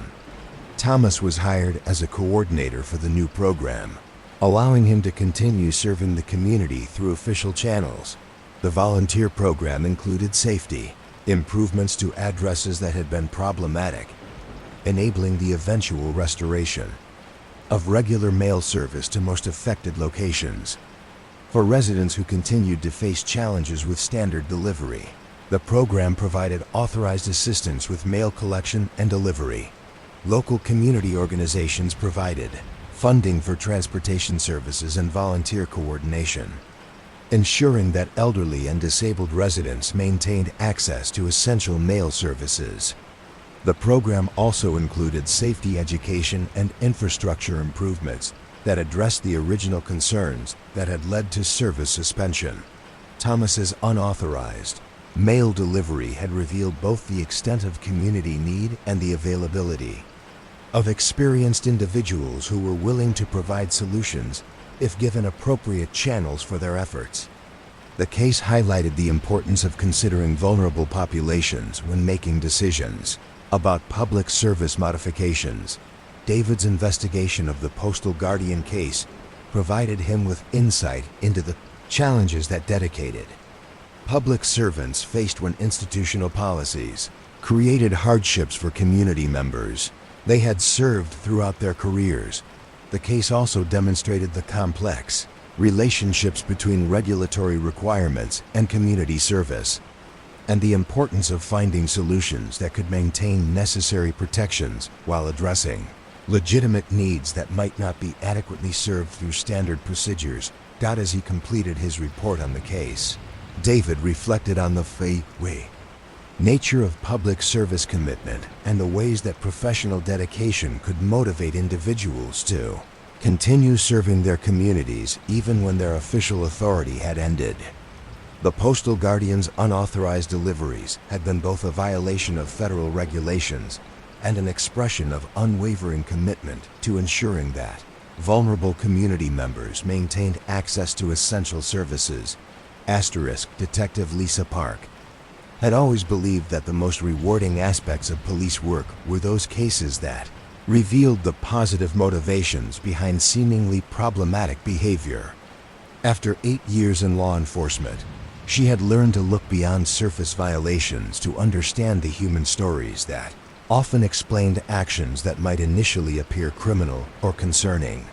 The case that would reinforce this perspective began on a Thursday afternoon in December, when she received a call about unauthorized use of workshop facilities at Riverside Community Center. Someone had been entering the building during evening hours and apparently conducting classes in woodworking, electrical repair, and other technical skills without official authorization. The community center's director, Robert Martinez, had discovered evidence of recent workshop activity during a routine facility inspection. Tools had been used and properly cleaned. Workbenches showed signs of recent projects, and educational materials had been arranged as if for group instruction. The workshops are in better condition than we usually find them, Robert explained. When Lisa arrived at the community center, whoever has been using these facilities knows proper tool maintenance and safety procedures. The work areas are organized and clean, and some of our older equipment appears to have been repaired and calibrated. Lisa examined the workshop areas, noting signs of recent educational activity that suggested professional-level instruction in various technical skills. Woodworking projects in different stages of completion indicated that multiple people had been working on individual assignments, while electrical training equipment showed evidence of hands-on learning exercises. The investigation revealed that the unauthorized classes had been occurring for approximately 10 weeks, always during evening hours when the community center was officially closed. Security footage showed a group of teenagers and young adults arriving with an instructor who appeared to have extensive knowledge of technical trades and workshop safety procedures. The participants seemed to be learning valuable skills, Robert observed as they reviewed the security recordings. These aren't random activities. This appears to be systematic vocational training that's being conducted by someone with professional expertise. Lisa's analysis of the footage revealed that the unauthorized instructor was conducting comprehensive skills training that included safety education, proper tool use, and project planning. The participants were engaged and attentive, suggesting that the instruction was meeting educational needs that weren't being addressed through other available programs. The breakthrough in Lisa's investigation came when she recognized the instructor in the security footage as Marcus Washington, a recently laid-off machinist who had been working in local manufacturing for more than 15 years. Marcus had extensive experience in technical trades and had previously volunteered to teach skills workshops before budget cuts eliminated the community center's vocational training programs. When Lisa interviewed Marcus about the unauthorized classes, she discovered a skilled tradesman who was deeply concerned about young people in the community who lacked access to vocational education and job training opportunities. "I see kids in this neighborhood who are interested in learning practical skills, but there aren't programs available to teach them," Marcus explained during their conversation. "I have the knowledge and experience to help them learn trades that could provide good careers, and I couldn't stand seeing that opportunity go to waste." Marcus admitted to conducting the unauthorized vocational classes, explaining that he had been using his own time and resources to provide free training and skills that could lead to employment opportunities for young people who might not otherwise have access to technical education. "I know the community center used to offer these programs before budget cuts eliminated them," Marcus said. "I thought if I could quietly continue providing this training, some young people might develop skills that would help them find good jobs and build better futures." The vocational training that Marcus had been providing was indeed filling a significant gap in community services. Lisa's investigation revealed that many young people in the neighborhood had limited access to job training programs, particularly in technical trades that could provide stable employment without requiring college degrees. Participants in Marcus's unauthorized classes expressed enthusiasm about the skills they were learning and the employment opportunities that the training might create.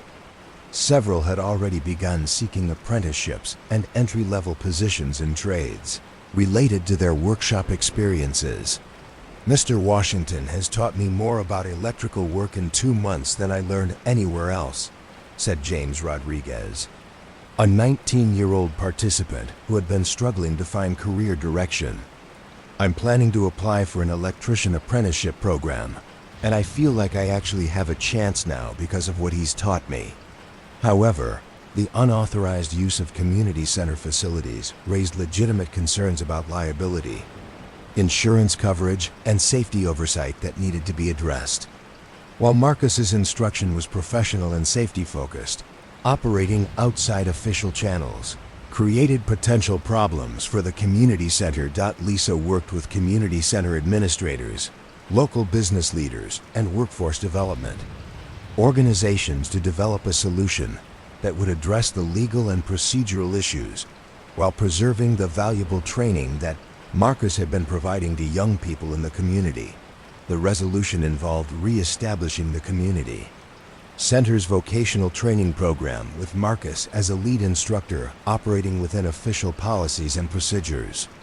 Local businesses provided funding for materials and equipment, while workforce development agencies offered connections to apprenticeship and employment opportunities. Marcus's unauthorized classes became the foundation for an expanded skills training initiative that involved other experienced tradespeople who were willing to volunteer their expertise to serve young people seeking career development opportunities. The case highlighted the significant impact that budget cuts to public programming could have on young people who needed access to vocational education and job training services. Marcus's unauthorized activities had revealed both the scope of unmet need and the availability of qualified individuals who were willing to address that need through volunteer service. Robert Martinez reflected on the case's outcome. Marcus's dedication to these young people represents exactly what community programming should accomplish. I'm grateful that we found a way to bring his work back into our official programs so he can continue making a difference in these kids' lives. Lisa's investigation of the skills teacher case provided her with insight into the challenges that experienced workers faced when economic changes eliminated their employment. While their expertise remained valuable to their communities, the case also demonstrated the importance of vocational education and job training in providing pathways to economic stability for young people who might not pursue traditional college education, but who could build successful careers in technical trades.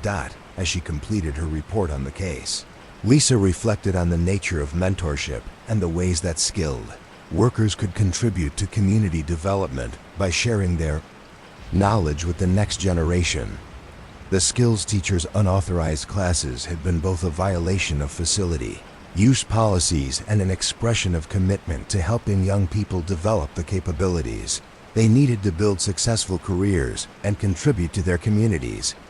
Evening deepens around these stories of quiet dedication, each investigation revealing individuals who continue to serve their communities long after their official duties have ended.